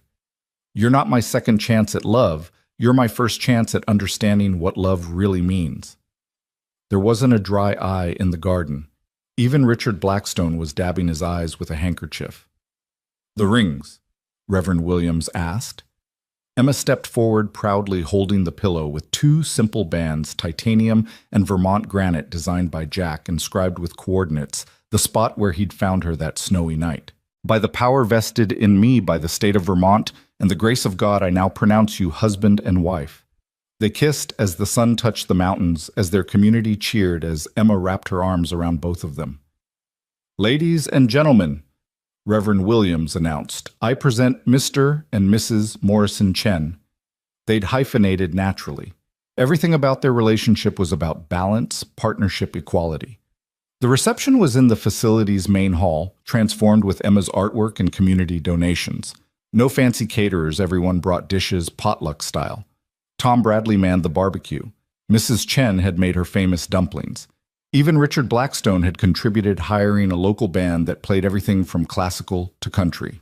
"This is the strangest corporate event I've ever attended," Richard told Jack during the father-daughter dance. Emma had insisted on dancing with both Jack and Vicky, simultaneously creating a laughing, stumbling circle. "It's not a corporate event, it's a family celebration." "That's what's strange. In 40 years of business, I've never seen the professional and personal blend like this. It shouldn't work." "But it does. It does." You've all taught an old executive new tricks. Thank you for that. Thank you for taking the chance on us. Richard watched Vicky laugh as Emma stood on her feet, letting her new stepmother waltz her around. She's different now. Better. More whole. We all are. The party lasted past midnight, but eventually guests drifted home. Jack and Vicky's honeymoon was simple, a weekend at a local inn, while Emma stayed with Jack's brother. They talked about Paris or Hawaii, but realized what they really wanted was time together, without laptops or crisis calls. No regrets? Jack asked as they watched stars from their room's balcony. About which part marrying you, staying in Vermont, turning down $40 million? Any of it, all of it. No regrets. For the first time in my life, I'm exactly where I want to be. Even with the Tokyo crisis and Webb's trial and the board's pressure, especially with all that, it's real, it's complicated, it's life. She leaned against him. I spent so many years trying to avoid messiness, thinking success meant control. But the best things are messy. Love is messy. Family is messy. Changing corporate culture is incredibly messy. You sound happy about that. I am. Mess means we're trying. Perfect is static. Messy is alive. They returned to find Emma had redecorated the house with a welcome home banner and drawings of their new family. David Chen was there too, having become an unofficial uncle figure. How was the honeymoon? He asked. Perfect, Vicky said. Absolutely perfectly imperfect. Life settled into a new rhythm. Vicky ran TechCore from the home office, flying to Boston monthly, but always home for dinner. Jack managed the Millbrook facility, which had become a model for corporate responsibility worldwide. Emma thrived with two parents fully present in her life. There were challenges. A hostile takeover attempt in November that Vicky defeated by rallying employee shareholders. An environmental violation at another facility that required Jack's expertise to remediate. Emma's struggles with math that had both parents up late learning Common Core together. But there were more triumphs. The facility's first quarter exceeded projections. 3 more communities requested the Millbrook model. Emma won the state science fair with a project on sustainable energy that Vicky and Jack had coached her through. We're doing it, Vicky said one December evening, snow falling outside, fire crackling inside. We're actually changing how business works. Slowly, Jack cautioned. Change this big takes time. I'm patient now. You taught me that. Emma looked up from her homework. Can companies really change, like permanently? Companies are just people, Vicky explained. And people can always change if they want to badly enough. Did you want to change? No, I needed to change. There's a difference. Want is a preference. Need is survival. I'm glad you survived, Emma said simply, returning to her homework. Jack and Vicky exchanged glances over her head. Their daughter, because that's what Emma was to Vicky now, papers filed, and everything had a way of distilling complex truths into simple statements. Christmas approached with all its chaos. The facility held its first holiday party, families invited. Jack watched Vicky work the room, but differently than before. She knew everyone's names, their children's interests, their concerns. She wasn't performing corporate leadership. She was living community membership. You've created something special, Patricia Wells told him. She'd become the facility's community liaison, finding redemption in serving the town she'd helped Webb nearly destroy. We all did. That's the point. No, you and Vicky specifically. You proved that enemies can become partners. That's different than forgiveness. It's transformation. She was right. What he and Vicky had built wasn't just a marriage or a business model. It was proof that the US versus them mentality of corporate America was a choice, not a requirement. That night after the party, they tucked Emma into bed together. Tell me the story again, she requested, about how you met. You know this story by heart, Jack said. I like hearing it. It reminds me that bad things can become good things. So Vicky told it again, the crash, the rescue, the scarf. But this time she added new details. How scared she'd been. How Jack's voice had pulled her back from darkness. How Emma's acceptance had healed wounds she didn't know she had. It's a good story, Emma said sleepily. Better than fairy tales. Why? Vicky asked. Because it's true. And because it's not over. We get to keep writing it.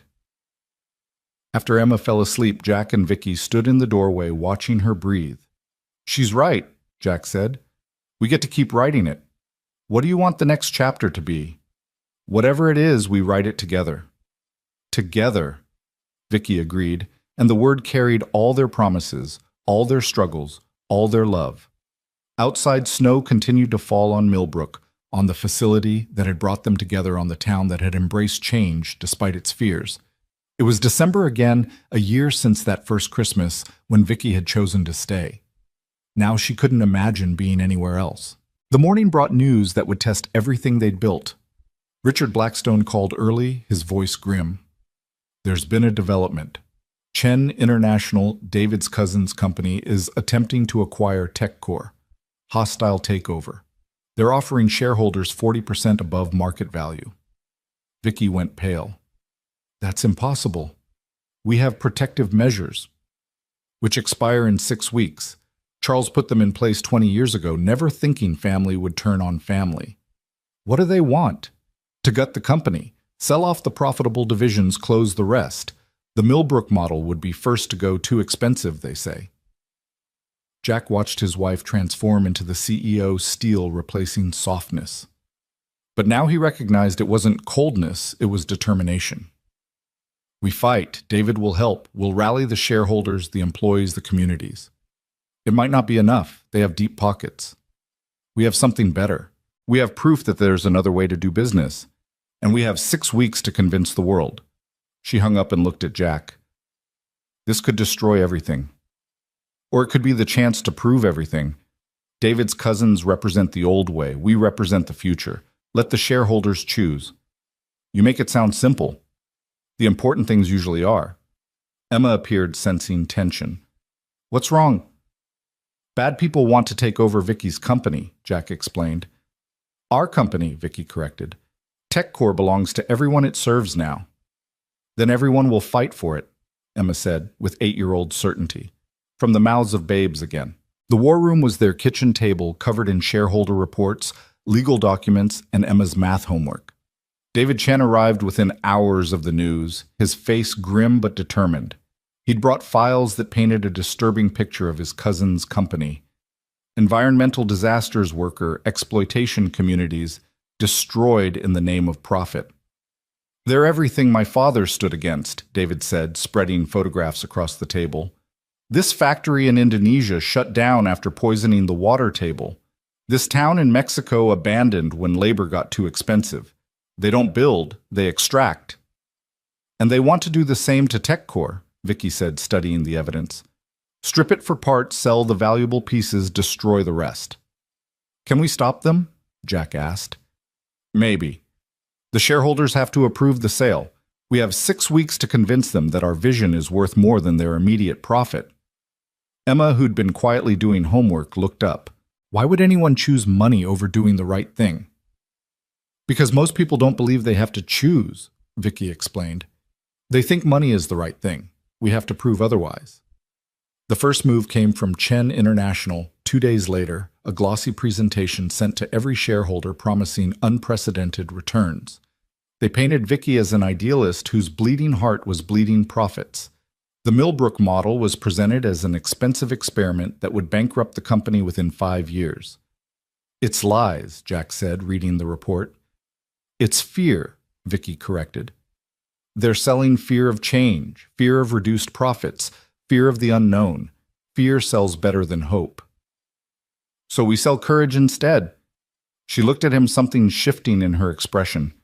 Yes, we sell courage. The counter-campaign began immediately. Instead of glossy reports, they invited shareholders to Millbrook. Instead of promises, they offered proof. The facility ran tours showing the community garden, the solar panels, the happy employees who weren't just workers, but partners. Tom Bradley became an unexpected spokesperson, his hardware store thriving from facility contracts. TechCore didn't just bring jobs, he told a group of institutional investors. They brought hope. My son came back from Boston because there's a future here now. You can't put a stock price on that. Mrs. Chen from the library created a presentation about literacy programs funded by facility profits. Patricia Wells showed how employee retention had reached 93%, saving millions in training costs. Even Emma contributed, explaining to confused executives how the facility's environmental programs had become part of school curricula. "You've militarized the entire town," Richard Blackstone said admiringly after witnessing the presentations. "We've given them ownership," Vicky corrected.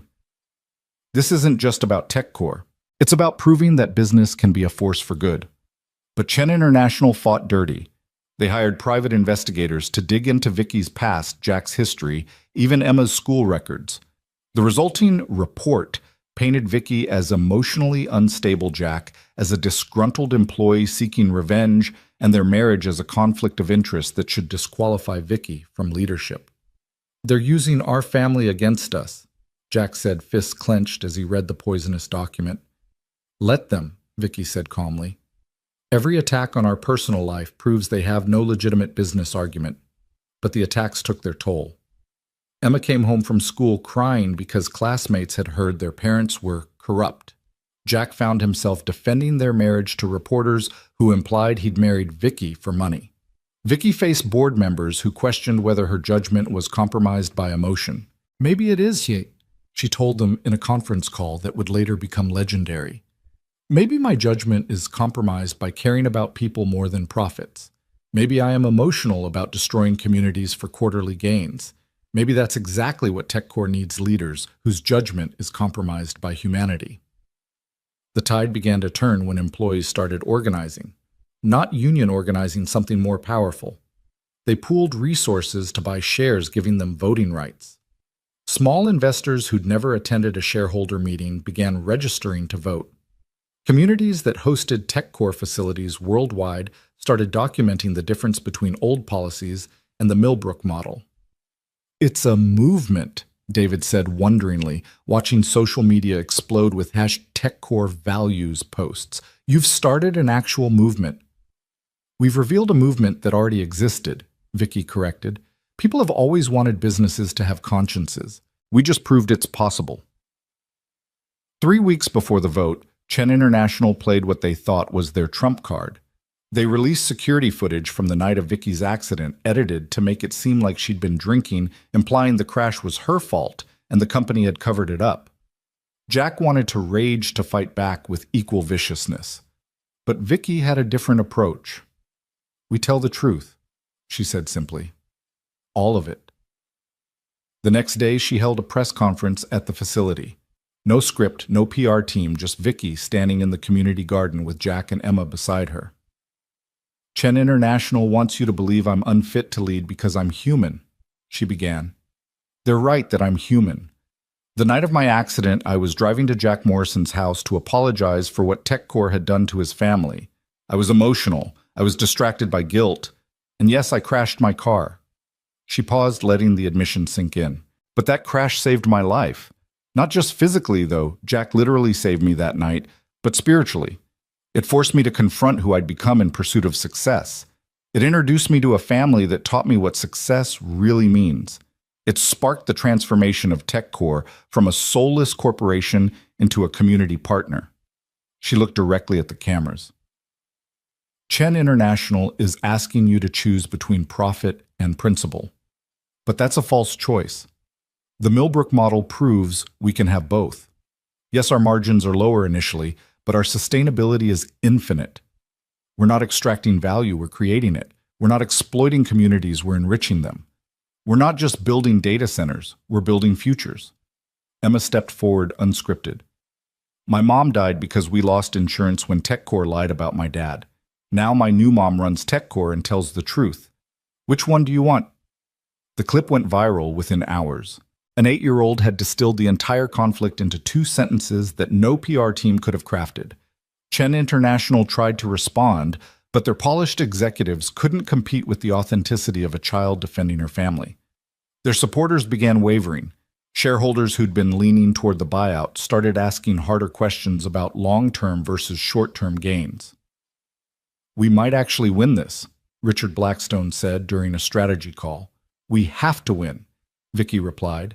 "Not just for TechCore, but for every company watching to see if principles can triumph over pure profit."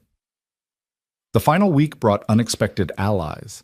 Marcus Webb from federal prison sent a letter to shareholders. Not supporting Vicky, he wasn't capable of that, but warning against Chen International detailing their criminal practices he'd tried to emulate. It was self-serving in an attempt to reduce his sentence, but it was also devastating to Chen International's credibility. Even our enemies are helping us, Jack marveled. Webb's not helping us. He's hurting them. There's a difference, Vicky said, but I'll take it. 3 days before the vote, Chen International made their final offer 50% above market value. It was an astronomical sum, enough to make even principled shareholders waver. "We can't match that," Richard said. "It's impossible." "Money isn't our currency," Vicky replied. "Purpose is." She spent the next 48 hours on calls with every major shareholder, not talking numbers but narratives. She shared stories of employees whose lives had changed, communities that had been revitalized, children who now had futures because of the Millbrook model. "You're not just shareholders," she told them. "You're authors of a new chapter in corporate history. Years from now, will you be proud that you took 50% more money, or will you be proud that you chose to prove business can be better?" The night before the vote, they couldn't sleep. Jack found Vicky in the workshop at 3 a.m., attempting to sand wood still badly, but with determination. "What are you making?" "I don't know. I just needed to do something with my hands, something real." He guided her hands, showing her the grain, the proper pressure. "Whatever happens tomorrow, we've already won." "How do you figure?" "We've proven it's possible. Even if Chen International takes over, other companies have seen what we built. The seed is planted. Seeds need time to grow. Then we'll buy that time one way or another." Emma found them there at dawn, wrapped in her blanket. "Today's the big day." "Today's the day," Vicky confirmed. "Are you scared?" "Terrified." "Good. Mrs. Patterson says being scared means it matters." They went to the facility together, the whole town gathering to watch the shareholder vote on a large screen David had set up. It felt like watching election returns, except the future of their community hung in the balance. The voting began at 9 a.m. Early returns favored Chen International institutional investors taking the easy money. But as smaller shareholders voted, the gap narrowed. Employees who'd bought shares voted overwhelmingly for Vicky. Communities voted for hope over cash. By noon, it was deadlocked 48% for the buyout, 47% against 5% outstanding. "Who hasn't voted?" Vicky asked David, who was tracking in real time. 3 pension funds, 2 university endowments, and... "Oh. What? The Morrison Family Trust." Jack looked confused. "What Morrison Family Trust?" David pulled up the records. "Established 3 years ago by Sarah Morrison, owns 50,000 shares of TechCore." The room went silent. Jack's face was white. "That's impossible. We never had that kind of money." Vicky was typing frantically. She inherited shares from her father.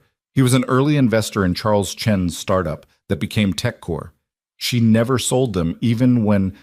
She looked at Jack with tears in her eyes. "Even when you needed money for her treatment, she held them." "Why?" Emma Wise, beyond her years, understood first. "For the future. For Dad's future. For my future. Mom saved them for when they'd matter most."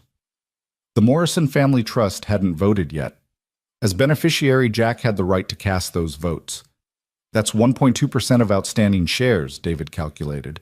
Enough to swing the entire vote. Every eye in the room turned to Jack. The man whose life TechCore had destroyed held its future in his hands. The poetry of it was almost unbearable. "She knew," Jack said quietly. "Somehow Sarah knew this moment would come. That's why she never told me, never sold them, even when we were desperate." "You don't have to vote with us," Vicky said. "If you want to take the buyout money, provide for Emma's future." "Emma's future isn't about money." He looked at his daughter, his wife, his community.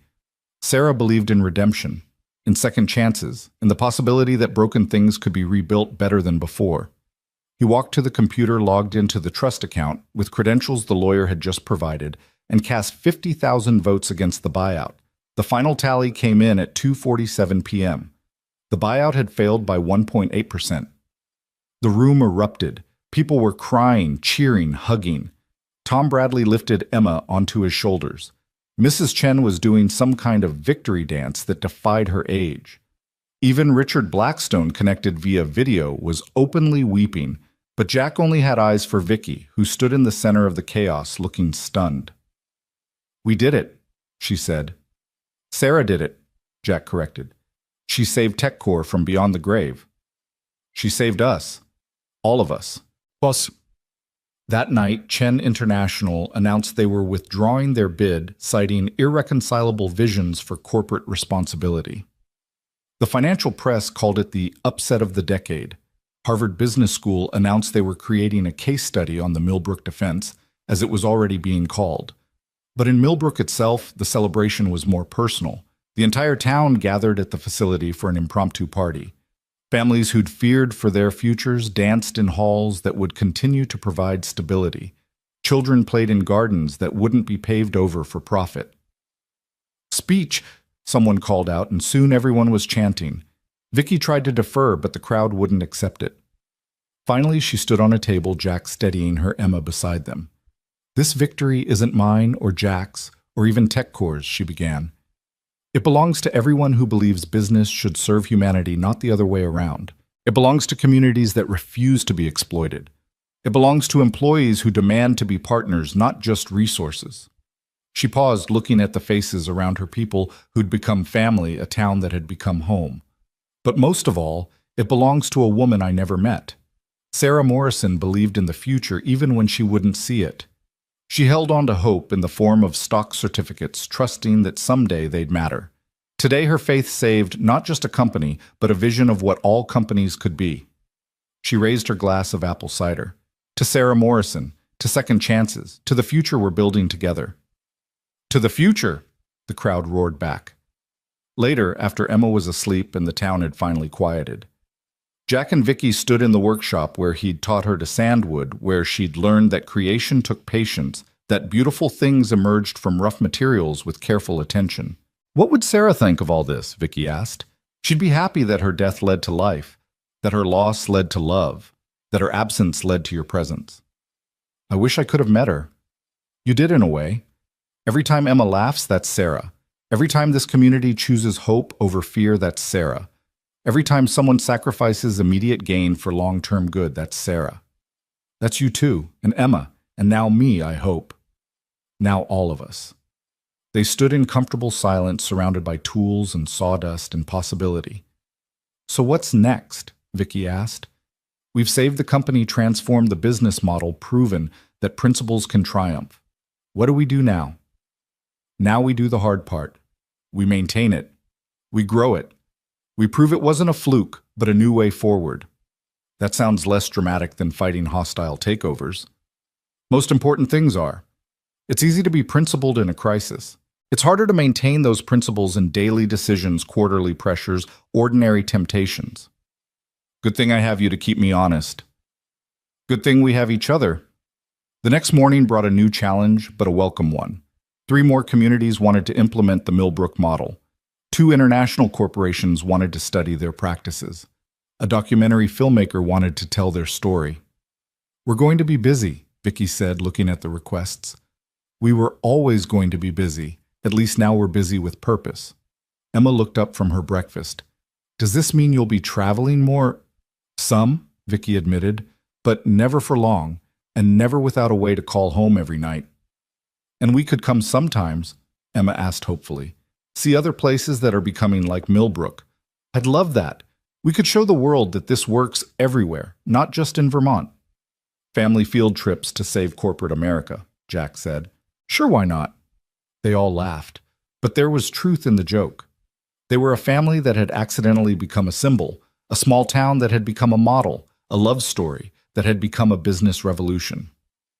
Over the following months, the Millbrook model spread faster than anyone had anticipated. Not just to other TechCore facilities, but to entirely different companies. CEOs reached out to Vicky for advice. Business schools sent students to study their practices. The facility became a pilgrimage site for executives seeking to understand how principle and profit could coexist. "You've become the oracle of ethical capitalism," Jack teased one evening as Vicky finished her 5th consultation call of the day. "I never wanted to be an oracle. I just wanted to run a company without losing my soul." Mission accomplished, soul intact, company thriving. Family thriving too, Emma added, showing them her report card straight A's with a special commendation for her presentation on sustainable business practices. Where did you present on that? Jack asked. Career Day.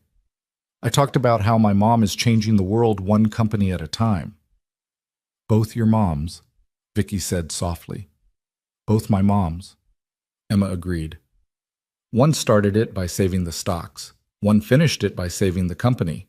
I got lucky twice. That night, Vicky couldn't sleep. She found herself in the living room staring at a photo Jack had finally hung Sarah on their wedding day, radiant with hope for a future she wouldn't see. Thank you, Vicky whispered to the photo. For the shares, yes, but more for raising Jack to be who he is, for giving Emma her strength, for creating the family that had room for me. She didn't believe in ghosts or signs, but at that moment the wind chimes Sarah had made tinkled softly despite the still air. Vicky chose to take it as approval as blessing, as one woman who'd fought for family, acknowledging another who was continuing the fight. Jack found her there at dawn, 2 cups of coffee in hand. Couldn't sleep either. Too much future to think about. Good problem to have. The best problem. They sat together watching the sun rise over Millbrook, over the facility that had brought them together, over the town that had taught a CEO to be human and a broken man to believe again. David called on, Jack said. Chen International is restructuring. His cousins are out. New leadership wants to partner with us, not fight us. Former enemies becoming allies. It's becoming a pattern. A good pattern. The world needs more conversion stories, fewer conquest ones. Speaking of which, Richard Blackstone is retiring. He wants me to take over as board chair as well as CEO. That's huge. You'd have complete control, complete responsibility. The board wants to add community representatives, employee positions. Make it a true partnership model. Will you do it? Only if you join the board. Official position, not just spouse of the CEO. Jack considered. 3 years ago, TechCore had destroyed his life. Now it was offering him a chance to reshape corporate governance entirely. Sarah would find this hilarious, he said. Is that a yes? That's a yes, but I'm keeping the workshop. A man needs something real to balance all those spreadsheets. Deal. I'll keep learning to sand badly. Perfect. We'll be perfectly imperfect together. Emma burst in, already dressed for school. Are you two being romantic again? It's too early for romance. It's never too early for romance, Vicky said, pulling Emma into their hug. Gross. But also nice. But mostly gross. They laughed, the three of them tangled together in the morning light, a family forged from loss and found in the most unlikely circumstances. The doorbell rang, David arriving for their morning strategy session, bringing pastries from the local bakery that now supplied the facility's cafeteria. Behind him came Patricia Wells with community reports, Tom Bradley with expansion proposals, Mrs. Chen with literacy program updates. Their kitchen table, once a war room for fighting hostile takeovers, had become a round table for building better futures. Everyone had a voice, a vote of value beyond their economic contribution. This is it, Vicky said quietly to Jack as their home filled with purposeful chaos. This is what we were fighting for. No, Jack corrected. This is what we're fighting with.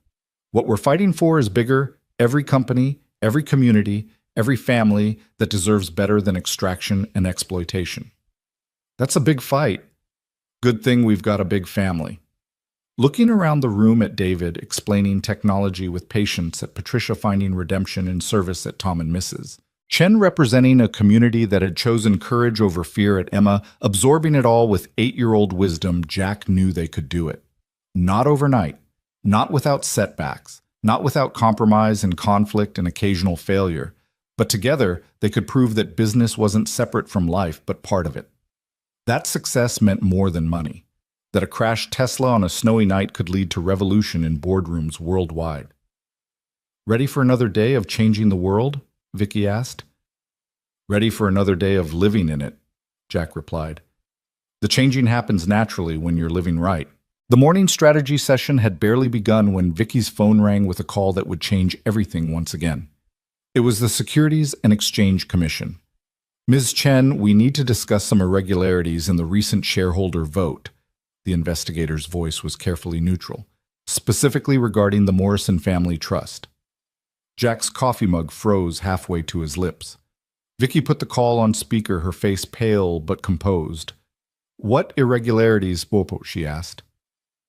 Chen International has filed a complaint suggesting the trust was manipulated, that Sarah Morrison couldn't have legally established it given her medical condition at the time. The kitchen went silent. Emma looked between the adults, confused but sensing danger. David immediately opened his laptop, fingers flying across the keyboard. "That's a lie," Jack said, his voice low and dangerous. Sarah was completely lucid when she made those arrangements. "I'm sure she was Mr. Morrison. But Chen International has produced documents suggesting otherwise. We need to investigate. In the meantime, the vote results are suspended." After Vicky ended the call, the room exploded into action. Patricia started making calls to lawyers. Tom Bradley began rallying the town. But Jack just sat there staring at nothing. "They're using Sarah's death against us," he said quietly. "They're trying to say she was too sick to make decisions." "We'll fight it," Vicky said fiercely. "David, what can you find?" "Already on it." His screen filled with medical records, legal documents, timestamps. "The trust was established 3 months before Sarah's final decline. I can prove she was competent." "It won't matter," Jack said, standing abruptly. "Chen International doesn't need to win. They just need to create enough doubt to force a new vote, and by then they'll have poisoned the well." He walked out, leaving everyone stunned. Vicky found him in the workshop, not working, just standing among the tools and half-finished projects. "This is where she told me about the diagnosis," he said without turning. "Right here. She was working on a jewelry box for Emma's 5th birthday. Her hands were still steady. Her mind was sharp. She looked at me and said, 'We need to talk about the future.'" Jack. She knew. Somehow she knew that TechCore would matter again. That those shares she'd inherited from her father weren't just paper. She made me promise not to sell them no matter how bad things got. I thought it was sentiment holding on to her father's memory, but it was more. Vicky wrapped her arms around him from behind. "Then we prove it. We show them who Sarah really was. How do you prove someone's mental state 3 years after they're gone? With witnesses, with evidence, with truth." Emma appeared in the doorway holding a worn notebook. "This might help." It was Sarah's journal, the one Emma had hidden in her room, reading entries when she missed her mother most. Jack had never been able to bring himself to read it. Mom wrote everything down, her thoughts, her plans, her reasons. Emma opened it to a marked page. "Listen to this." She read in her clear young voice, "Today I established the trust. Jack doesn't know. He'd insist we sell the shares for treatment, but some things are worth more than time. These shares are Emma's future, Jack's redemption. Someday TechCore will need to choose between its soul and its greed. When that day comes, I want my family to have a voice, even if I'm not there to speak." The workshop fell silent, except for Jack's quiet sobs. Sarah had seen it all planned for, it all trusted in a future she wouldn't witness. "There's more," Emma said, flipping pages. She wrote about the legal stuff, about making sure everything was proper. She even recorded herself with the lawyer to prevent any challenges. "Recorded?" David's eyes lit up. "Where's the recording?" It took 3 hours to find it stored in Sarah's old email account that Jack had never closed. The video was clear, Sarah thin but alert, discussing the trust with precision and purpose. The lawyer confirming her mental competence. Witnesses signing documents. "This destroys Chen International's claim," David said, "but we need to present it properly." "No," Vicky said suddenly. "We don't present it at all. Not yet." Everyone stared at her. She was smiling, but it was the smile of a CEO who'd just seen 3 moves ahead. "Chen International thinks they've found our weakness. Let them believe it. Let them push this narrative about Sarah being incompetent. Then at the SEC hearing, we don't just prove them wrong, we destroy them with it." "That's risky," Patricia warned. "Everything we've done has been risky. Jack, I need you to trust me." He looked at his wife. This woman who'd transformed from corporate shark to community champion, who'd chosen family over fortune, who now wanted to use his dead wife's memory as a weapon for good. "I trust you." The next 2 weeks were agony. Chen International's PR machine went into overdrive, painting Sarah as a tragic figure manipulated by her illness, Jack as an opportunist who'd used his dying wife's shares, Vicky as a master manipulator who'd orchestrated everything. The town rallied around them, but doubt crept in among shareholders. Stock prices wobbled. The board grew nervous. Richard Blackstone called daily, begging Vicky to release the evidence early. "Not yet," she kept saying. "The trap isn't ready." Emma struggled most, hearing her mother's memory, maligned at school, online, in overheard conversations. One night Jack found her crying in her room, Sarah's journal clutched to her chest. "They're saying Mom was crazy," she sobbed, "that she didn't know what she was doing." "Your mom was the sanest person I ever knew," Jack said, holding her tight. "And soon, everyone will know that." Why is Vicky waiting? Why doesn't she show them the truth? Because sometimes, sweetheart, you have to let people reveal their true selves before you reveal yours. The SEC hearing was scheduled for a Thursday morning in Boston. The night before, Vicky gathered everyone in their kitchen one more time. "Tomorrow, we're not just defending a vote," she said. "We're defending the idea that ordinary people can stand against corporate power, that families matter more than profits, that truth eventually defeats lies." "No pressure," Tom Bradley joked weakly. "All the pressure," Vicky corrected, "but we're ready for it." She looked at each person around the table, her chosen family, her accidental army, her proof that business could be personal without being corrupted. "David, you'll present the technical evidence. Patricia, the legal framework. Jack," she took his hand, "you'll tell them about Sarah, who she really was." "I don't know if I can." "You can. You're the only one who can." That night, none of them slept well. Jack lay awake thinking about Sarah, about the strength it took to plan for a future you wouldn't see.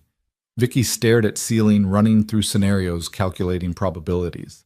Emma, despite being told to stay home, packed a bag with her best dress and her mother's journal. The hearing room was packed. Media, shareholders, employees, competitors, everyone wanting to witness what might be the end of the Millbrook miracle or its greatest triumph. Chen International went first. Their lawyers were smooth, professional, devastating. They presented medical records showing Sarah's treatment schedule, cognitive effects of medications, the tumor that had eventually claimed her life. They painted a picture of a dying woman, confused and manipulated, signing documents she couldn't understand. "It's a tragedy," their lead counsel concluded, "but we cannot allow sentiment to override law. The Morrison Family Trust was established by someone mentally incompetent. The vote must be invalidated." Vicky stood slowly. She didn't move to the podium immediately, instead walking to where Jack sat and placing a hand on his shoulder. "You're right about one thing," she began. "This is about tragedy, but not the tragedy of Sarah Morrison's death. The tragedy of what corporations like Chen International have become so divorced from humanity that they'll desecrate a woman's memory for profit." She moved to the podium now, commanding the room. Sarah Morrison was dying when she established that trust. That's true.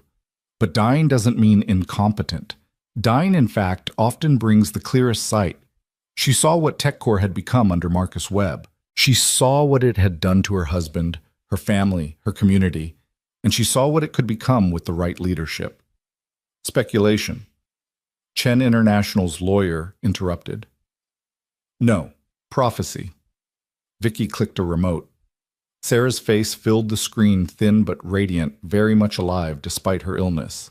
The room gasped.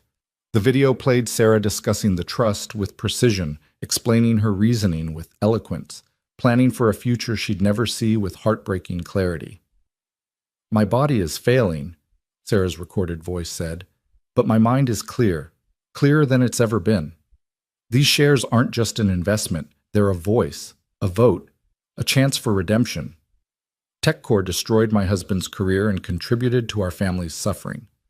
But I believe in second chances. I believe companies like people can change, so I'm preserving these shares for the moment when that change becomes possible. When someone inside TechCore finally says enough to the greed and corruption." The recording continued for 20 minutes. Sarah, with devastating prescience, had anticipated challenges to her competence. She'd submitted to cognitive tests, she'd had multiple witnesses. She'd created an unassailable legal framework. But more than that, she'd left a message. If you're watching this, her recorded self said, it means the moment has come. The choice between profit and principle, between extraction and creation, between fear and hope. I won't be there to cast these votes myself, but my family will be. Trust them. Trust the man who gave up everything rather than lie. Trust the daughter who'll inherit the world you're building. And trust whoever is leading the fight for TechCore's soul, because if they've gotten this far, they're worth believing in. The room was silent when the video ended. Several people were crying. Even Chen International's lawyers looked shaken. But Vicky wasn't done. Chen International wants you to believe Sarah Morrison was incompetent. Let me show you what incompetence really looks like. She clicked again. Financial records filled the screen. Environmental disasters, communities destroyed, all linked to Chen International's practices. This is incompetence, destroying long-term value for short-term gain, poisoning the ground you stand on for quarterly earnings. That's not business, it's suicide in slow motion. David took over presenting technical evidence of Chen International's market manipulation, their attempts to crash TechCore's stock price, their probable involvement in Vicky's accident years ago. Patricia detailed the legal precedents, the ironclad nature of Sarah's trust, the impossibility of Chen International's claims. But it was Jack who delivered the killing blow. He stood slowly. Emma suddenly beside him. She'd snuck into the hearing despite being told to stay home. My wife died 3 years ago, he said simply. TechCore's corruption contributed to her death. I had every reason to hate this company, to want it destroyed. But Sarah saw something I couldn't. She saw that institutions like people can be redeemed. Not easily, not quickly, not without cost, but possibly. He looked at Chen International's representatives. You want to invalidate her trust, fine. But you should know what you're really invalidating. You're saying that dying people can't make decisions about the future. You're saying that hope is a form of incompetence. You're saying that believing in redemption is a sign of mental deficiency. Emma stepped forward, holding her mother's journal. My mom wrote something else.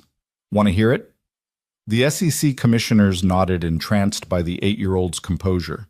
Emma read, they'll probably challenge this someday. Corporate lawyers always do when conscience threatens profit. But I'm not worried. Truth has a way of surfacing like seeds through concrete. And my family, Jack's integrity, Emma's innocence, and whoever joins them in this fight, their truth incarnate. Bet against them if you want, but I wouldn't. The hearing room erupted. Shareholders were on their feet, some applauding, others arguing. The SEC commissioners huddled in conference. Chen International's lawyers tried to object but couldn't be heard over the chaos. When order was finally restored, the lead commissioner spoke. We've seen enough. The Morrison Family Trust was legally established by a competent individual. The shareholder vote stands. Chen International's challenge is rejected. Furthermore, we're opening an investigation into Chen International's practices, including possible market manipulation and fraudulent claims. Chen International's representatives fled. Their supporters melted away. Within hours, their own board would announce a complete restructuring, distancing themselves from the failed takeover attempt. But in the hearing room, the victory felt bigger than one company defeating another. It felt like validation of everything they'd fought for. The idea that business could have a conscience, that communities could stand against corporations, that love could triumph over greed. We did it, Vicky said, pulling Jack and Emma into a fierce hug. Sarah did it, Jack corrected. We just finished what she started. No, Emma said, with 8-year-old wisdom. We're not finished, we're just beginning. She was right, of course. The victory over Chen International was just one battle in a larger war for corporate responsibility. But it was a crucial battle, one that would be studied in business schools and boardrooms for decades. The ride home was quiet, each of them processing what had happened. Emma fell asleep against Jack's shoulder, emotionally exhausted, but clutching her mother's journal like a talisman. Vicky drove occasionally, reaching over to squeeze Jack's hand. She really saw all this coming, Vicky said softly. Sarah, she planned for it all. She saw you coming, Jack replied. Somehow she knew someone like you would appear. Someone who could change TechCore from the inside. Someone who would crash into your life. Someone who would save it. They arrived home to find the entire town waiting. The celebration that night was different from the earlier ones, deeper, more meaningful. This wasn't just about saving jobs or winning votes. This was about vindication, about proving that ordinary people could stand against extraordinary power and win. Richard Blackstone called during the party. The board met in emergency session. Unanimous vote, you have complete autonomy. The Millbrook model is now the TechCore model company-wide. And Chen International is retreating from all markets where we operate. They know they can't compete with purpose. It's not about competition, Vicky replied. It's about conversion. Today's enemies becoming tomorrow's allies. You really believe that's possible? I'm living proof of it. I was the enemy once, the corporate CEO who only cared about profits. Now look where I am. Where you are is making history. After the call, Vicky found Jack in the workshop, finally alone. He was holding the piece of wood she'd been trying to sand, now smooth and ready for finishing. You did it, he said, showing her the piece. We did it. No, I mean this. You finally learned to sand properly. She laughed, but there were tears in her eyes. I had a good teacher. You had Sarah's wisdom, Emma's faith, and a town's worth of support. I had you. That made everything else possible. They stood together in the workshop where so much had happened, where Jack had rebuilt his life, where Vicky had learned to work with her hands, where Emma had done homework while history was being made around her. What would Sarah think of all this? Vicky asked. I asked myself that during the hearing, and I realized this is exactly what she expected. She knew that seeds planted in sorrow could bloom into joy. That's why she saved those shares, not as an investment, but as a possibility. A possibility of what? Of this, of us, of proving that broken things can be rebuilt stronger. Emma appeared in the doorway, still in her dress from the hearing. Are you two being romantic again? Always, Vicky said, pulling her into their embrace. Good, because I have an announcement. Emma pulled out a crumpled paper from her pocket. I wrote an essay about our family for school. Mrs. Patterson says it's going to be published in the state education magazine. What's it about? Jack asked. It's called My Two Moms, How Death and Life Made My Family Whole. It's about Mom saving the shares, and Vicky saving the company, and Dad saving everyone by being brave enough to love again. Jack and Vicky were both crying now, but Emma wasn't done. The last line is, some families are born, some are made, and some are forged in fire. Mine is all three, and that makes us unbreakable. When did you become such a writer? Vicky asked. When I needed to tell our story, someone has to. It's too important to forget. She was right. Within months, their story would be documented in business journals, made into a Harvard case study, optioned for a movie that would never quite capture the reality. But Emma's essay would remain the truest telling a child's perspective on how corporate corruption became family redemption. The weeks that followed brought a new kind of challenge success. Other companies wanted to implement the Millbrook model. Communities worldwide reached out for guidance. The facility became a pilgrimage site for executives seeking transformation. We've become a movement, David said during one of their morning meetings, whether we intended to or not. All movements start with someone saying no to the status quo, Vicky replied. We just said it loud enough for others to hear. But success brought scrutiny. Journalists dug into every aspect of their lives. Competitors looked for weaknesses. Even allies sometimes questioned whether the model was sustainable long-term. Let them question, Jack said during one particularly difficult week. Questions lead to answers. Answers lead to understanding. Understanding leads to change. You're awfully philosophical for someone who builds furniture, Vicky teased. Wood teaches philosophy. Every grain has a purpose. Every knot tells a story. Every finished piece proves that patience and skill can transform raw material into something beautiful. Like us. Exactly like us. Their first anniversary approached with little fanfare. They were too busy with the international expansion of the Millbrook model to plan anything elaborate. But Emma had other ideas. We're having a party, she announced one morning. A proper anniversary party. The whole town's invited. Emma, we don't need... Jack started. Yes, we do. Because this isn't just your anniversary. It's the anniversary of when our town decided to believe in something better. That deserves celebration. She was right as usual. The party became a festival with the facility gardens transformed into a wonderland of lights and music. Employees and their families, board members and townspeople, former enemies and new allies, all gathered to celebrate not just a marriage, but a transformation. Richard Blackstone, now retired, but still a close advisor, gave a toast that would be quoted in business schools for years.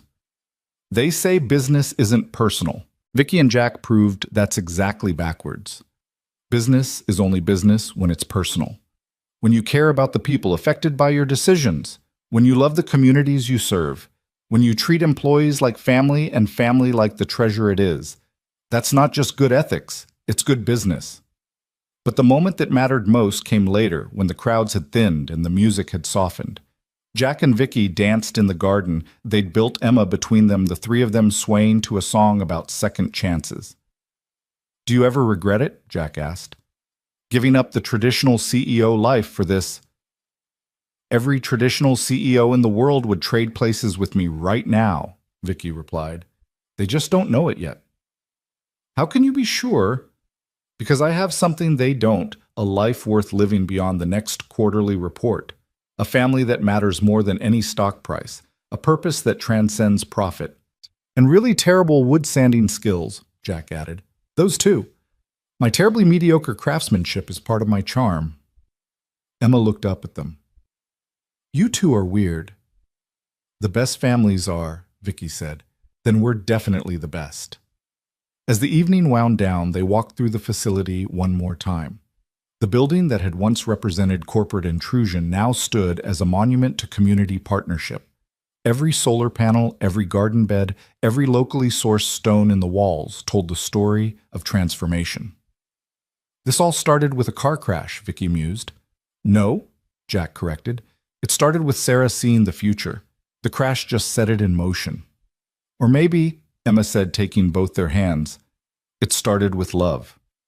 Mom's love made her save the shares. Dad's love made him save Vicky. Vicky's love made her save the company. Love saves everything eventually." They stood together in the gathering darkness. Three people who'd found each other through loss built something beautiful from broken pieces and proved that business could be a force for good when guided by conscience instead of greed. In the distance, the lights of Millbrook twinkled like stars, each one representing a family whose future had been secured by their fight. Tomorrow would bring new challenges, it always did. Other companies to transform other communities to protect other battles between principle and profit. But tonight, they were simply a family going home, walking through gardens they'd planted, past buildings they'd made meaningful, toward a future they'd write together. "What do you think Sarah would say if she could see us now?" Vicky asked as they reached their door. Jack looked at his wife, his daughter, his life rebuilt from ashes into something stronger than before. "I think she'd say, about time." Emma giggled. "Mom was impatient sometimes."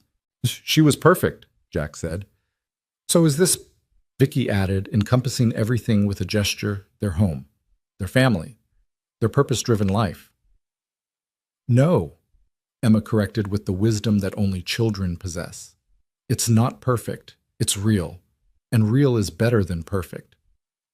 They went inside together, closing the door on a day that had begun with strategy sessions and ended with affirmations of everything that mattered.